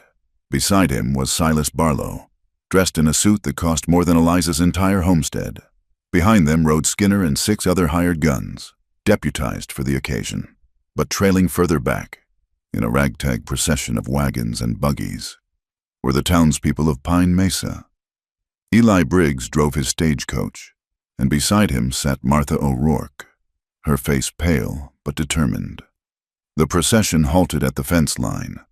The silence that followed was heavy, broken only by the snort of a horse and the creak of leather. Sheriff Rourke dismounted. He walked to the gate, unlatched it, and stepped into the yard. He held a piece of paper in his hand. "Eliza Hart," Rourke announced, his voice carrying clearly in the thin air. "I have a warrant here for your arrest." Eliza did not flinch. "On what charges?" "Sheriff, harboring a fugitive, obstruction of justice, and conspiracy to incite violence against the territory." Rourke folded the paper. "Step down from the porch." "Miss Hart, do not make this difficult." "I am on my own land," Eliza said, her voice steady, though her knees trembled. "And I've committed no crime. Saving a dying man is not a conspiracy. It is Christianity. Or have you forgotten your Bible?" "Sheriff," Barlow laughed, a sharp, ugly sound. "She preaches to us, Rourke. A woman who sleeps with savages preaches to us." Barlow turned to the crowd behind him, raising his voice. "Look at her, standing there defiant. She has let a Navajo wolf into her bed, and together they plot the raid on the supply wagons. She gave them the schedule. She told them when to strike." A murmur went through the crowd. Some looked angry, but others looked uncertain. Eli Briggs stood up in his wagon seat. "That is a lie. Silas Barlow," Eli shouted. "And you know it." "Quiet, the old fool," Barlow snapped at Skinner. Skinner spurred his horse forward, cutting off Eli. Rourke marched up the steps to the porch. "Enough talk. Miss Hart, you are coming with me. If the Indian is inside, tell him to come out, or we will burn him out." Rourke reached for Eliza's arm. His grip was hard, bruising. He yanked her forward, off balance. "Get your hands off me," Eliza cried, struggling. "You are coming to jail." Rourke growled. Suddenly, the cabin door flew open. "Let her go." The voice was not loud, but it stopped every motion in the yard. Kalen stepped out onto the porch. He was not holding a weapon. His rifle leaned against the doorframe behind him. His hands were open, held out at his sides, palms showing. He wore his buckskin shirt and the trousers Eliza had mended. He looked not like a savage, but like a king in exile. Rourke released Eliza, stepping back, his hand dropping to his holster. "There he is, the dog." "I am the one you want," Kalen said, his English slow and deliberate. "She did nothing but heal a wound. I surrender." He walked down the steps, moving past Eliza, placing himself between her and the guns. He went to his knees in the dust, interlacing his fingers behind his head. It was an act of supreme submission, designed to remove any excuse for violence. Barlow's face twisted in frustration. He had wanted a fight. He had wanted an excuse to shoot them both in the confusion. A surrender ruined the narrative. "He is tricking you," Barlow shouted. "He has a knife in his boot. Shoot him." "Skinner, he is reaching for a weapon." Skinner raised his Winchester. "No!" Eliza screamed. She dove between Skinner's rifle and Kalen, shielding his body with her own. She ripped the folded paper, the charred bill of lading, from her pocket and held it high. "Stop!" she yelled, her voice cracking with desperation. "Look at this, look at it." She turned to the crowd, to the townspeople who were watching with wide eyes. "Barlow says the Navajo raided his wagons. He says they stole the rifles. But this is a bill of lading signed by Silas Barlow 2 days before the raid." She waved the paper. It lists the rifles as received and stored at the Double Bar North Barn. He never put them on the wagon. He shipped empty crates, burned them himself, and blamed the Navajo so he could bring the militia in to clear this valley. "She is lying," Barlow roared, his face turning a mottled red. "That paper is a forgery." "Is the bullet hole a forgery?" Eliza shouted back. She pointed to the wagon wheel of the sheriff's buggy. "Skinner shot Kalen. I dug the slug out of the wall of my cabin where it lodged. It is a .45 caliber slug from a Henry rifle. The Navajo use arrows or trade muskets. Only Barlow's men carry Henry repeaters." She reached into her pocket and threw the flattened lead slug onto the porch steps. It rang with a dull clink. "And I have a witness." Eliza pointed to Eli. Eli Briggs saw the driver confess, and Nolly, the medicine woman, will testify that Colin was delivering herbs to her when the raid happened. He was 20 miles away. The truth hung in the air, stark and undeniable. The crowd began to mutter louder this time. "Is that true? Sheriff," a man from the back called out. "Did Barlow fake the raid? We ain't here to kill folks for water rights." "Rourke," another voice shouted. Rourke looked at Barlow. The sheriff's eyes darted around. He saw the doubt in the crowd. He saw the loss of control. Barlow saw it too. He realized the legal path was closing. The deception had failed. All that was left was brute force. "Shut up!" Barlow screamed. "All of you, this is my valley. I bought the law in this county, and I will not let a whore and a savage take my water." He turned to Skinner. "Burn it. Burn it all. Destroy the evidence. Kill them." "No!" Martha O'Rourke screamed. She jumped from the wagon, running toward the gate. Skinner didn't hesitate.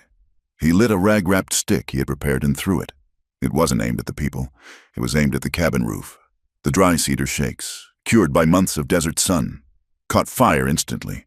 The flame licked up the wood, eager and hungry. "Fire!" someone shouted. Chaos erupted. Kalen moved instantly. He didn't stay on his knees. He surged upward, grabbing Eliza and pulling her off the porch just as a second torch landed where they had been standing. "Run!" Kalen commanded. Skinner leveled his rifle. "Get them!" A gunshot cracked. It wasn't Skinner. It was Eliza. She had drawn her Colt and fired into the dirt at Skinner's horse's feet. The horse reared. Throwing Skinner's aim off, his bullet went wild, shattering a window. "To the creek!" Colin yelled. They sprinted toward the side of the cabin, heading for the cover of the tree line and the creek bed. "Cut them down!" Barlow was screaming, drawing his own pearl-handled pistol. He fired blindly into the smoke that was now billowing from the roof. Sheriff Rourke stood frozen for a second. He looked at the burning cabin, then at Barlow. He made a choice. He raised his shotgun. "Stop them," Rourke ordered his deputies. The yard dissolved into a melee. The townspeople were scrambling to get their wagons away from the shooting. Eli Briggs was trying to control his mules. Martha O'Rourke ran straight at her brother-in-law. Grabbing the barrel of his shotgun, "Patrick, don't you do this!" Martha screamed at the sheriff. "He is an innocent man." Rourke shoved her aside. Roughly. "Go home, Martha," he fired. The buckshot tore through the leaves of the oak tree. Eliza and Kalen were passing. Eliza felt a sudden, sharp sting in her upper left arm, like a bee sting magnified 100 times. She stumbled, gasping. "Eliza?" Kalen caught her before she fell. "I am hit," she gasped.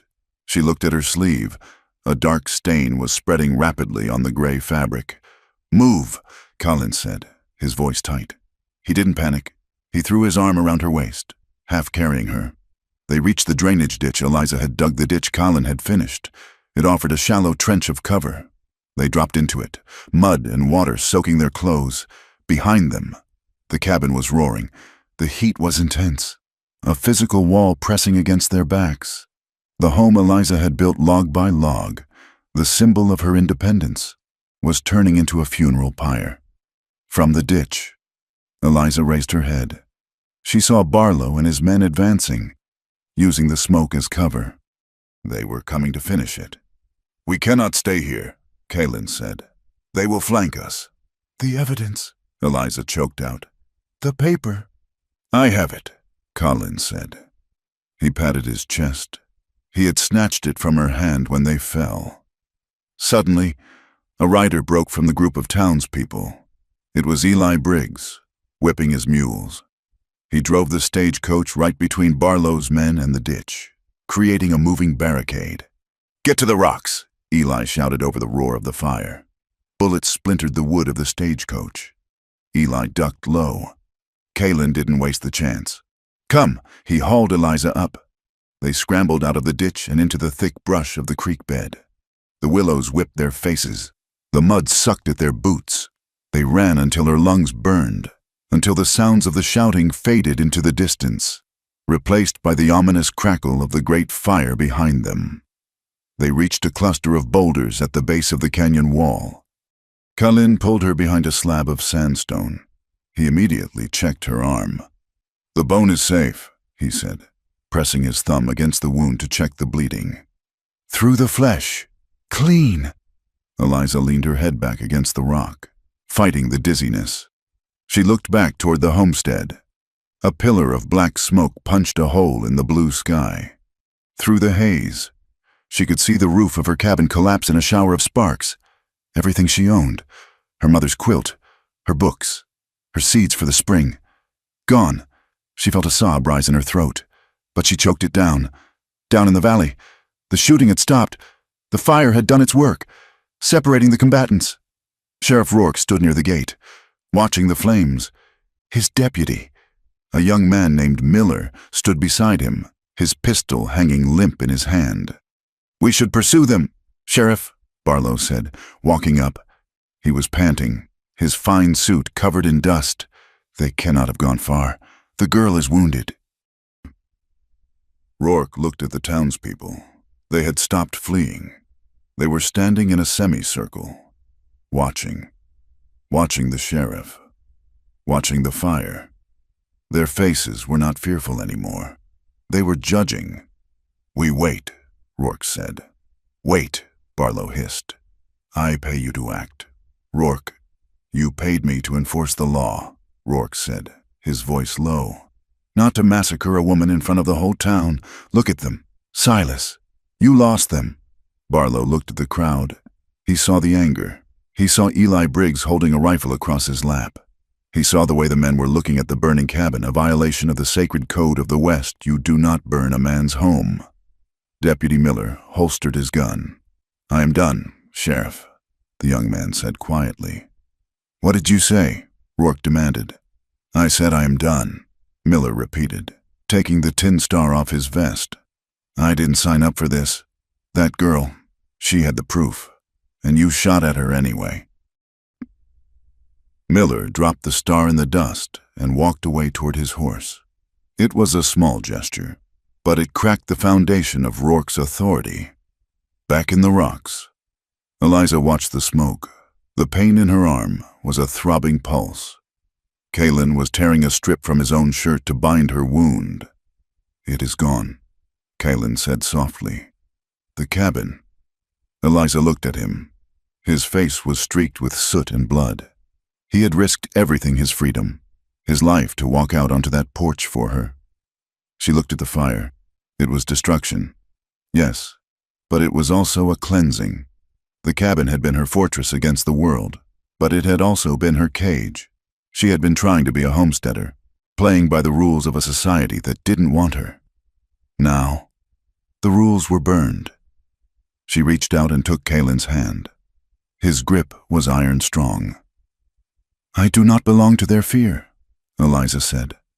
Her voice was hoarse from the smoke, but it had a steel core that hadn't been there before. "Let them burn the logs. They cannot burn what we know." Kalin looked at her. The admiration in his eyes was fierce. He brought her hand to his lips, pressing a kiss to her soot-stained knuckles, a gesture of reverence. Not just romance. "No," he said. "They cannot." He stood up, pulling her gently to her feet. "We go to the high canyon, to Nali. There. We are ghosts. They cannot find ghosts." Eliza looked one last time at the pyre of her past life. Then she turned her back on it. She adjusted the holster at her hip. She ignored the pain in her arm. They began the climb up the narrow deer trail, moving higher, away from the smoke, away from the lies of Pine Mesa. They had lost the house. They had lost the land, for now. But as they climbed into the vast, open silence of the mountains, Eliza realized they had kept the only thing that mattered. They were free, and they were together. The fever came upon Eliza not like a thief in the night, but like a hammer blow in the heat of the day. The adrenaline that had carried her through the burning of her cabin and the desperate scramble up the canyon walls had finally evaporated, leaving behind only the throbbing ache in her arm and a chilling fire in her blood.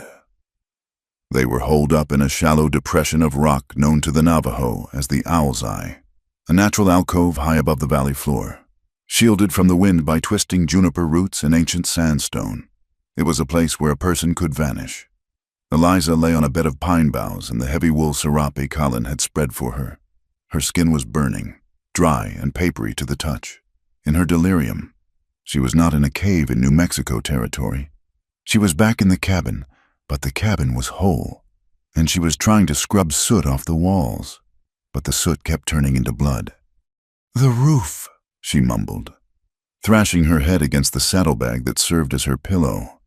"The roof is falling. The water is black." Kalen sat beside her, his face etched with a worry that he allowed no one else to see. He had become the healer. The roles had reversed with a symmetry that fate seemed to enjoy. Weeks ago, she had dug a bullet out of his side. Now, he was fighting the infection that sought to claim her arm. He worked with the quiet efficiency of his people. He had ventured out at dusk, risking discovery to gather the prickly pear cactus pads and the leaves of the globe mallow. He had peeled the cactus, scraping away the spines, and mashed the pulp into a wet, cool poultice. "Drink," Kalen said softly, lifting her head with one hand while holding a tin cup to her lips with the other. Eliza choked, pushing the water away. "No, no time. The timber. I have to pay for the timber." "The timber is paid for," Kalen soothed her, his voice a low rumble that cut through the haze of her fever. "Rest now, Eliza." He bathed her forehead with a rag dipped in the cool water he had carried up from a hidden seep in the rocks. He cleaned the wound on her arm, his large, calloused hands moving with a tenderness that belied their strength. He sang softly, a chant without words, a rhythm that was meant to slow the racing heart and cool the blood. For 2 days, the world was nothing but shadows and heat for Eliza. She cried out for her father. She cried out for the cabin. She wept for the quilt her mother had stitched, now nothing but ash on the valley floor. "It is gone," she sobbed in a moment of lucidity, tears tracking through the dust on her face. "Everything I built, every hour of sweat, gone." Kalen squeezed the water from the rag and placed it gently on her neck. He looked her in the eye, his gaze intense and grounding. "Wood burns," he said simply. "Mud crumbles. A house can be built again. I can cut the trees. I can mix the mud. But a person," he touched her cheek with the back of his knuckles, "a person cannot be built again. You are the fire, Eliza. The cabin was just the hearth." His words settled into her, anchoring her drifting spirit. She looked at him, really looked at him through the haze. He looked exhausted. His eyes were red-rimmed, his buckskin shirt stained with travel and caretaking. He had not slept. He had stood guard over her life while his own was forfeit in the town below. By the 3rd morning, the fever broke. Eliza woke to the smell of wood smoke and roasting meat. She felt weak, as if her bones had been hollowed out. But the world was sharp and clear again. The pain in her arm had dulled to a manageable ache. She sat up, clutching the serape to her chest. Kalen was crouched by a small, smokeless fire near the cave entrance, turning a rabbit on a spit. He sensed her movement and turned. A rare, genuine smile touched his lips. "You are back," he said. "I am back," Eliza whispered. Her throat was dry. "Eat," he said, bringing her a portion of the meat on a flat stone. "Then we move. The wind brings news." "What news?" "Skinner," Kalen said, the name sounding like a curse. "He tracks. He found the blood by the creek. He is close." Eliza ate the rabbit with ravenous hunger. Strength flowed back into her limbs. "We need to get the ledger to Judge Black," she said. "Eli told me the circuit judge is due at the Seven Springs way station tomorrow. If we miss him, he moves on to Tucson, and we lose our chance." "Seven Springs is a hard ride," Kalen said. "Through the Red Gorge. We have to try," Eliza said. She stood up, swaying slightly. Kalen was at her side instantly, steadying her. "I can ride. I have to ride." They packed their meager belonging. The ledger, the charred piece of paper that proved Barlow's guilt, was wrapped in oilskin and tucked securely inside Callan's shirt, against his heart. The journey to Seven Springs was a gauntlet thrown down by the land itself. The Red Gorge was a narrow, twisting scar in the earth, filled with loose shale and choking red dust. The sun beat down on them, relentless and cruel. They had only one horse, Bess, Eliza's mare, who had miraculously followed them partway up the canyon and whom Callan had retrieved. They took turns riding, but as the terrain grew steeper, they both walked, leading the mare. It was noon when the conflict shifted from man against nature to man against man. A gunshot echoed off the canyon walls, the sound bouncing a dozen times so it was impossible to tell the source. Rocks sprayed near Callan's boot. "High ground!" Callan shouted, shoving Eliza behind a boulder. Skinner and 3 men had cut the trail. They were positioned on the opposite ridge, firing down into the gorge. They didn't care about capture anymore. They were shooting to kill. "Pin them down," Skinner's voice drifted across the gap. "Don't let them reach the pass." Eliza drew her revolver. She rested her good arm on the rock and fired back. The heavy recoil jarred her injured shoulder, but she gritted her teeth. "I am not dying in a ditch." "Skinner," she yelled. "Save your powder," Callan warned. "We run." They moved in a crouch, using the falling rock and the scrub oak for cover. It was a desperate scramble. Dust clogged their noses. Loose stones skittered under their boots, threatening to send them tumbling hundreds of feet to the dry riverbed below. Bess snorted and tossed her head, her eyes rolling with fear. But she followed Callan's firm hand on the reins. They were trapped. The ridge ahead was exposed. If they crossed it, they would be targets on a shooting range. Then, from the valley floor far below, a distraction arrived. A wagon appeared on the lower trail, moving slowly. It was Eli Briggs. He wasn't supposed to be there. He was supposed to be on his mail route. But suddenly, the wagon jackknifed, blocking the narrow trail that Skinner's men would need to descend to cross the canyon. Eli stood up on the seat, shouting and waving his hat, creating a commotion that drew the eye. Bear on the trail," he yelled, though there was no bear. Skinner, distracted, turned his glass toward the wagon. "Move that wreck, old man," he screamed. In that brief window of distraction, Callan grabbed Eliza's hand. "Now!" They broke cover, sprinting across the shale slide.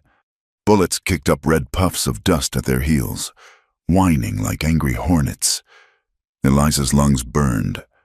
Her legs felt like lead, but she didn't stop. She focused on Cullen's back, on the black hair streaming in the wind. They crested the ridge and dropped down the other side, sliding uncontrollably down a slope of loose gravel until they hit the solid ground of a dry wash. They were out of the line of fire. "Eli," Eliza gasped, bracing her hands on her knees. "He blocked them." "He bought time," Callan said, checking the mare's legs. "We use it." But they were not safe yet. Skinner would find a way around. As they moved through a narrow slot canyon, they found signs of another ally. A branch of sagebrush had been swept across the rocky ground, obliterating hoofprints. A small pile of stones was arranged in a specific marker, a Navajo sign for water ahead. "Stay left." "Nali?" Callan whispered, touching the stones. "She ghosts them. She leads them to the box canyon." Eliza felt a surge of gratitude that brought fresh tears to her eyes. They were not alone. The web of people, Martha, Eli. Nali was holding tight and strong, against the weight of Barlow's money. They reached the Seven Springs way station at dusk. It was a crude adobe structure sitting near a cluster of cottonwoods. Several horses were tethered outside, including a fine gray gelding with a government brand. Judge Thaddeus Black was eating a plate of beans when the door burst open.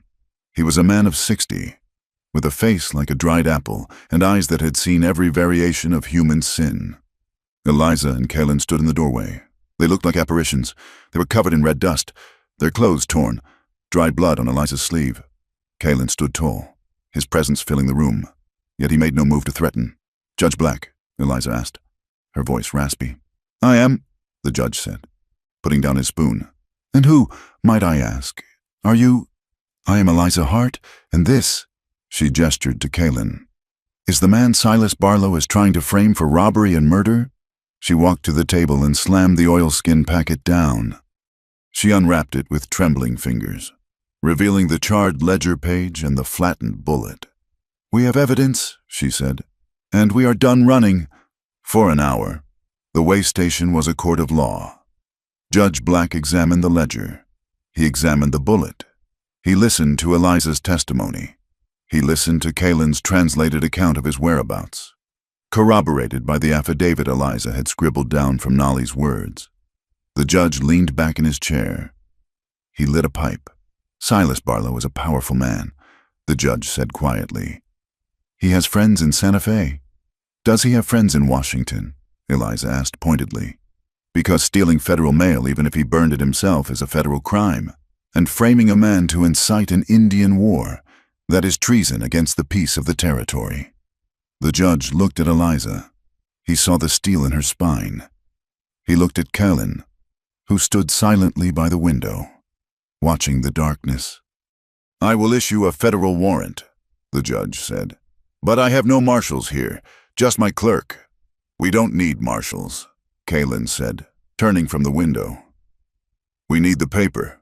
The paper makes the sheriff small.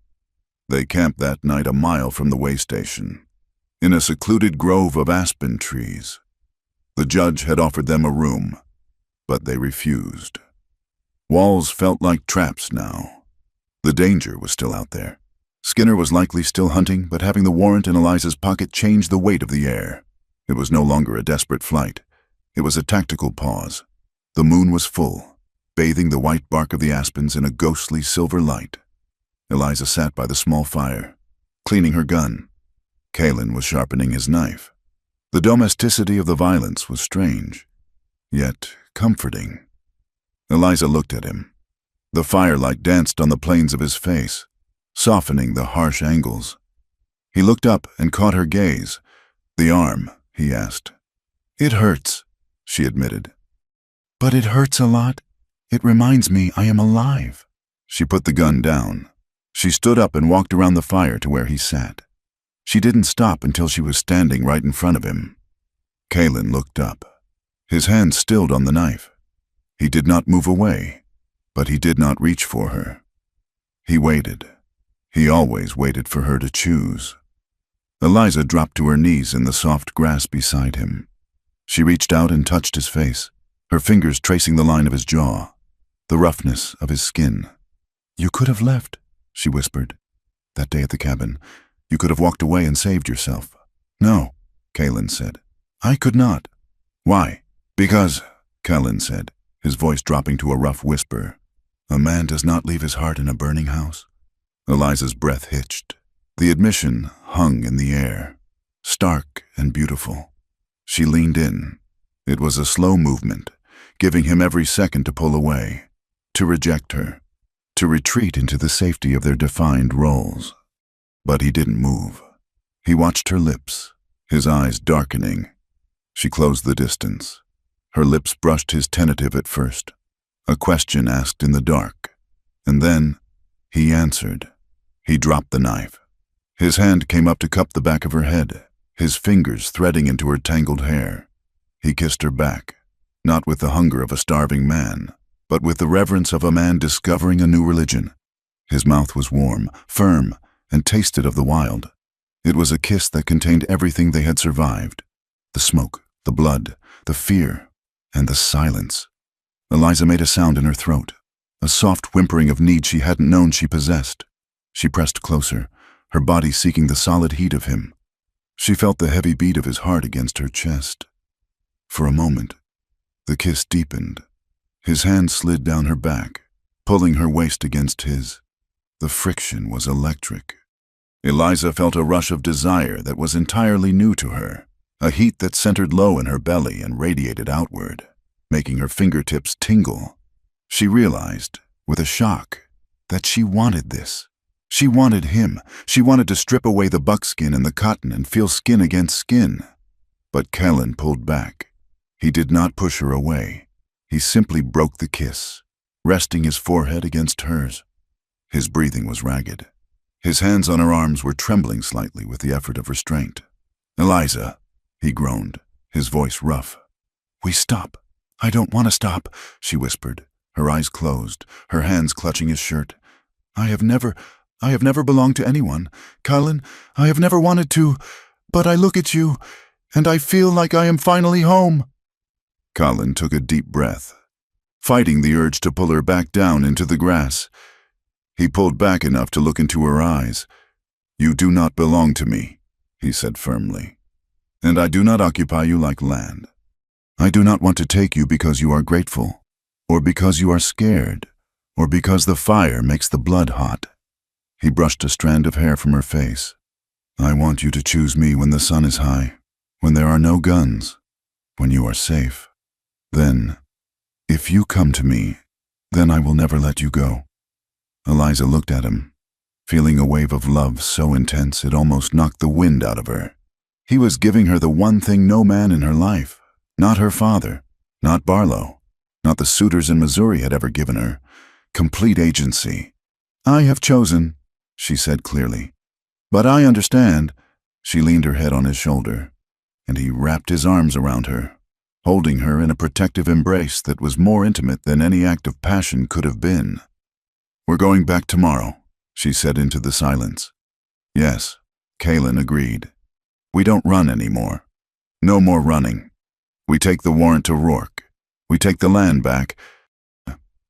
"And if Barlow fights?" Kalin asked. Eliza pulled back. She picked up her revolver from where she had left it. The firelight glinted on the cold steel barrel. "Then we finish it," she said. "I am done being the victim. I am done being the girl in the cabin." Kalin nodded, a fierce pride burning in his eyes. "Good, because the wolf does not run from the dog." They sat by the fire as it burned down to embers. Two outcasts forging a new kind of alliance. They were no longer just surviving the falling action. They were preparing to write the resolution. They would return to Pine Mesa not as fugitives, but as the storm that follows the drought. The night was cold, but Eliza Hart was no longer afraid of the dark. She had found the fire, and she carried it within her now. The return to Pine Mesa was not a parade, nor was it an ambush. It was a procession of two, riding down the main street at high noon, casting long shadows against the whitewashed storefronts. Eliza sat tall in the saddle of her mare, her left arm in a sling, her face scrubbed clean of the red dust of the canyon, but still bearing the grim set of a woman who had walked through fire. Behind her, riding the gray gelding borrowed from the Seven Springs way station, was Kalin. He did not ride with his head down. He rode with the straight back of a warrior who had nothing left to hide. The town went quiet. The blacksmith's hammer stopped ringing. The door to the saloon swung open, and men drifted out, blinking in the harsh sunlight. They had seen the smoke of the burning cabin. They had heard the gunshots. They had assumed the woman and the Navajo were dead or fleeing to Mexico. To see them riding back into the heart of the beast was a shock that froze the air in their lungs. Sheriff Rourke was sitting on the boardwalk outside his office, whittling a stick. When he saw them, the knife slipped, slicing into the wood. He stood up slowly, brushing the shavings from his trousers. Down the street, Silas Barlow emerged from the bank, looking impeccable in a fresh suit, though his eyes were darting nervously toward the sudden silence. Eliza reined in her horse directly in front of the sheriff's office. She did not dismount. She reached into her saddlebag with her good hand and pulled out a document sealed with the heavy red wax of the Federal District Court. "Sheriff Rourke," Eliza said, her voice carrying clear and cold to every ear on the street. "I believe you have been looking for us." Rourke stepped into the street, his hand hovering near his gun. "You are under arrest, Miss Hart, and that savage is to be clapped in irons immediately." "I don't think so," Eliza said. She tossed the document. It fluttered through the air and landed in the dust at Rourke's boots. "That is a federal warrant issued by Judge Thaddeus Black this morning. It calls for the immediate arrest of Silas Barlow for the theft of federal property, fraud, and incitement of insurrection. It also names you, Patrick Rourke, as a co-conspirator and orders your immediate suspension pending a territorial inquiry." Barlow laughed, pushing his way through the gathering crowd. A piece of paper. You think a piece of paper stops me? I own this town, little girl. You own the fear, Kylan spoke up. His voice was deep, resonant, and perfectly calm. But the fear is gone. Barlow turned purple. Skinner. Where is Skinner? Arrest them. But Skinner did not appear. The foreman had seen the federal seal from the alleyway and had decided that his wages did not cover hanging for treason. He was already riding north, putting miles between himself and the Double Bar Ranch. Skinner is gone! Silas! Eli Briggs shouted from the seat of his stagecoach parked near the general store. And so is your luck. Eli climbed down, holding a shotgun, not aiming it, just holding it comfortably. Beside him, Deputy Miller stepped out of the sheriff's office. Miller was no longer wearing his badge, but he was holding a ring of keys. The jail is empty, Sheriff, Miller said to Rourke, but I reckon we have room for 2. Rourke looked at the warrant in the dirt. He looked at Miller. He looked at the crowd. The faces that had once turned away from Eliza in shame were now looking at him with open hostility. They knew about the burnt wagon. They knew about the lies. Rourke was a bully, and like all bullies, he crumbled when the power dynamic shifted. He slowly unbuckled his gun belt and let it drop to the ground. I was just following orders, Rourke muttered. The eternal excuse of the weak. Barlow was not so easily cowed. He drew a derringer from his vest pocket, a coward's gun. I will not be ruined by a whore and The crack of a rifle cut him off. Barlow yelped, dropping the small pistol as dust kicked up inches from his polished boot. Kylan sat on his horse, his rifle smoking slightly. He hadn't shot Barlow. He had shot the ground. A warning shot of impossible precision. The next one takes the ear, Kylan said. 2 burly men from the blacksmith shop stepped forward. Grabbing Barlow by the arms, the spell was broken. The town of Pine Mesa, tired of being ruled by a man who would burn a neighbor's home for water, finally exhaled. Justice in the West was often messy, but today it was swift. Rourke and Barlow were marched into the very cells they had kept for drunks and rustlers. It was over. The tyranny of the Double Bar Ranch had ended not with a massacre, but with the heavy, undeniable weight of the truth. 3 weeks later, the valley was quiet again. The scars of the fire were still there, a blackened square of earth where the cabin had stood, the charred skeletons of the oak trees nearby. But green shoots were already pushing up through the ash. The earth was forgiving. Eliza stood by the spring. The water was running clear again, the mud from the cattle having long since washed away. A government surveyor had come and gone, confirming her claim and marking the boundaries with fresh stone cairns. The deed was hers, indisputable and safe. But as she looked at the empty space where her life used to be, she felt a strange lack of grief.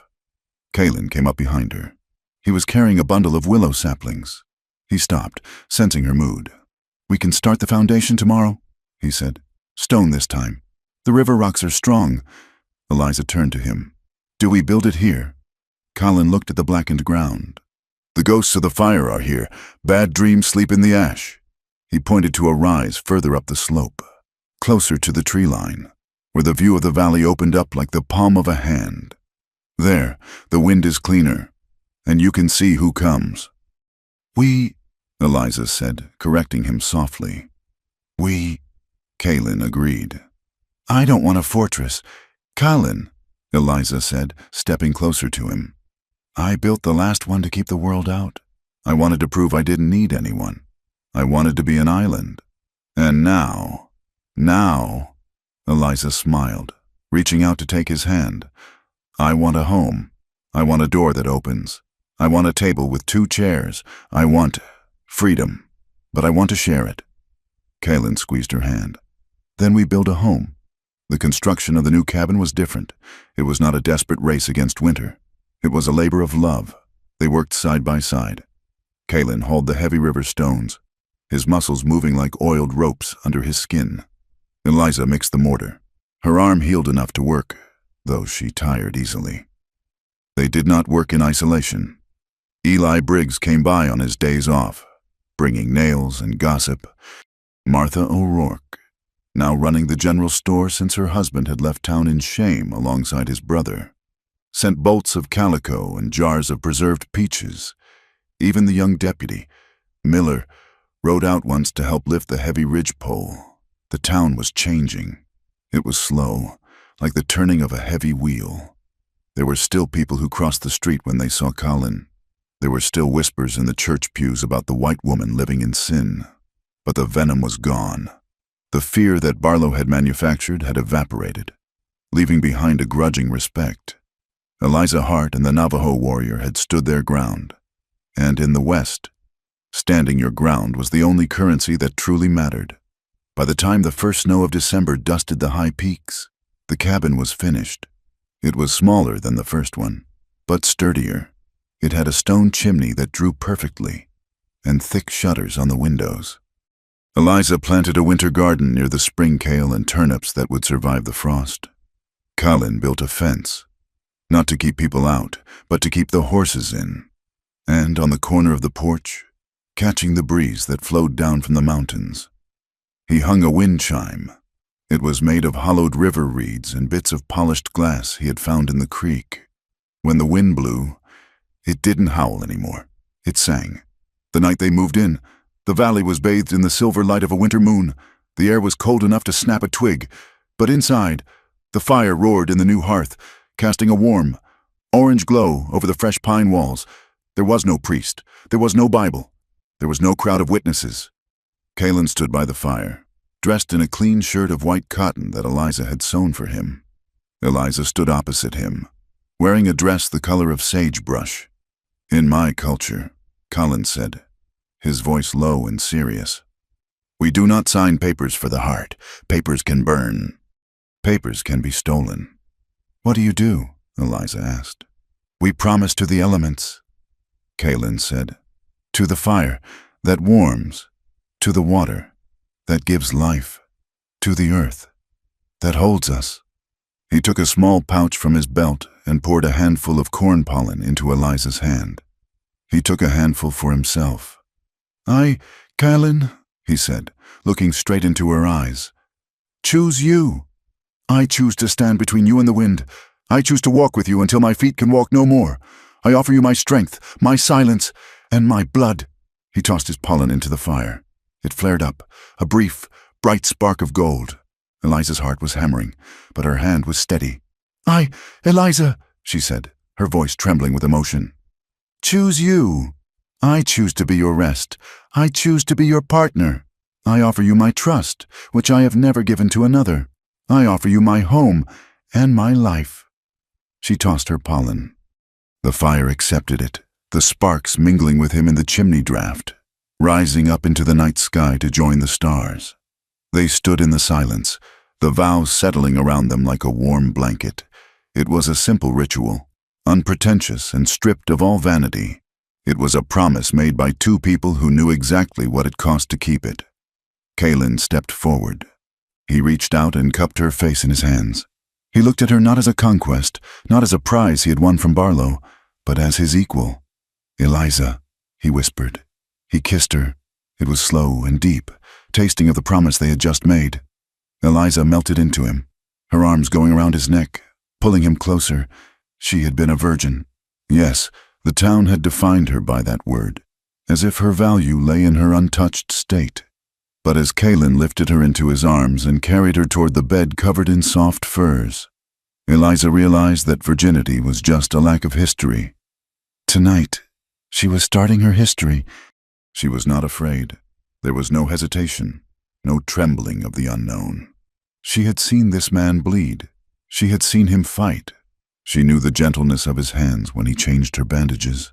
She trusted him with her life. Trusting him with her body felt like the most natural step in the world. When he laid her down, he paused, his eyes asking the question one last time. "Are you sure?" his eyes said. Eliza reached up and unlaced the front of his shirt. "I am here," she whispered. "I am yours." The scene faded into the shadows of the flickering firelight. It was not a performance for the world. It was a private reclaiming of humanity. In the warmth of the cabin they had built together, Two lonely people found the one thing the harsh frontier could never provide: tenderness. Time moved on, indifferent to the dramas of men. The winter passed, white and silent. The spring came with a riot of wildflowers, Indian paintbrush, and bluebells carpeting the valley floor. The town of Pine Mesa shifted. A new sheriff was elected, a man who tipped his hat to Eliza when she rode in for supplies. Martha O'Rourke expanded her store, and she always kept a jar of peppermint sticks aside for when Eliza came to visit. One afternoon, Eli Briggs drove his stagecoach past the turnoff to the Hart homestead. He slowed the mules, looking up toward the stone cabin on the rise. He saw Eliza in the garden, her hands deep in the soil. She was wearing a wide-brimmed hat, and she was laughing. Beside her, repairing a gate, was Colin. He stopped his work to wipe his brow, looking over at her with a softness that softened the hard lines of his face. Eli smiled, spitting a stream of tobacco juice into the dust. "Well, I'll be damned," the old man chuckled. "They are still standing. Two trees with the roots tangled deep." He snapped the reins. "Giddy up." The story of the virgin who built her cabin alone became a legend in the territory. But the truth was simpler and far more profound. Love did not fix the history of the West. It did not erase the lines drawn on the maps or the blood spilled in the dirt. The fences were still there. The laws were still hard. But love changed how they lived within that history. It gave them a shield against the cruelty of the world. It gave them a reason to endure the drought and the frost. As the sun set over the valley, painting the sandstone cliffs in shades of burning gold, the sound of water flowing over rocks filled the air, a constant, enduring music. Inside the cabin, the firelight danced on the new pine walls. High on the central beam, hanging by a strip of leather, was a small object. It was a piece of raw turquoise, bound together with a woven grass charm, a blend of two worlds. It swung gently in the draft, a silent witness to the truth they had forged. They had walked through the fire. They had faced the guns and the lies. And in the end, they had not just survived. They had triumphed. Not because they conquered the land, but because they had conquered the fear of being known. They were free. Thank you so much for listening to this story. I hope Eliza and Colin's journey touched your heart as much as it did mine writing it. There is something timeless about the grit of the Wild West and the power of love to bloom in the harshest soil. I would love to hear from you. Please leave a comment below telling me where you are listening from. Are you in the bustling city dreaming of open plains? Or are you already out in the country? Let's share our stories in the comments. If you enjoyed this tale, please subscribe to my channel, Wild West Tales, and hit that like button. And if you really want to help this story reach more people, please press the hype button to give it a boost. Your support means the world to me and helps keep these campfire stories alive. Until next time, keep your fire burning bright.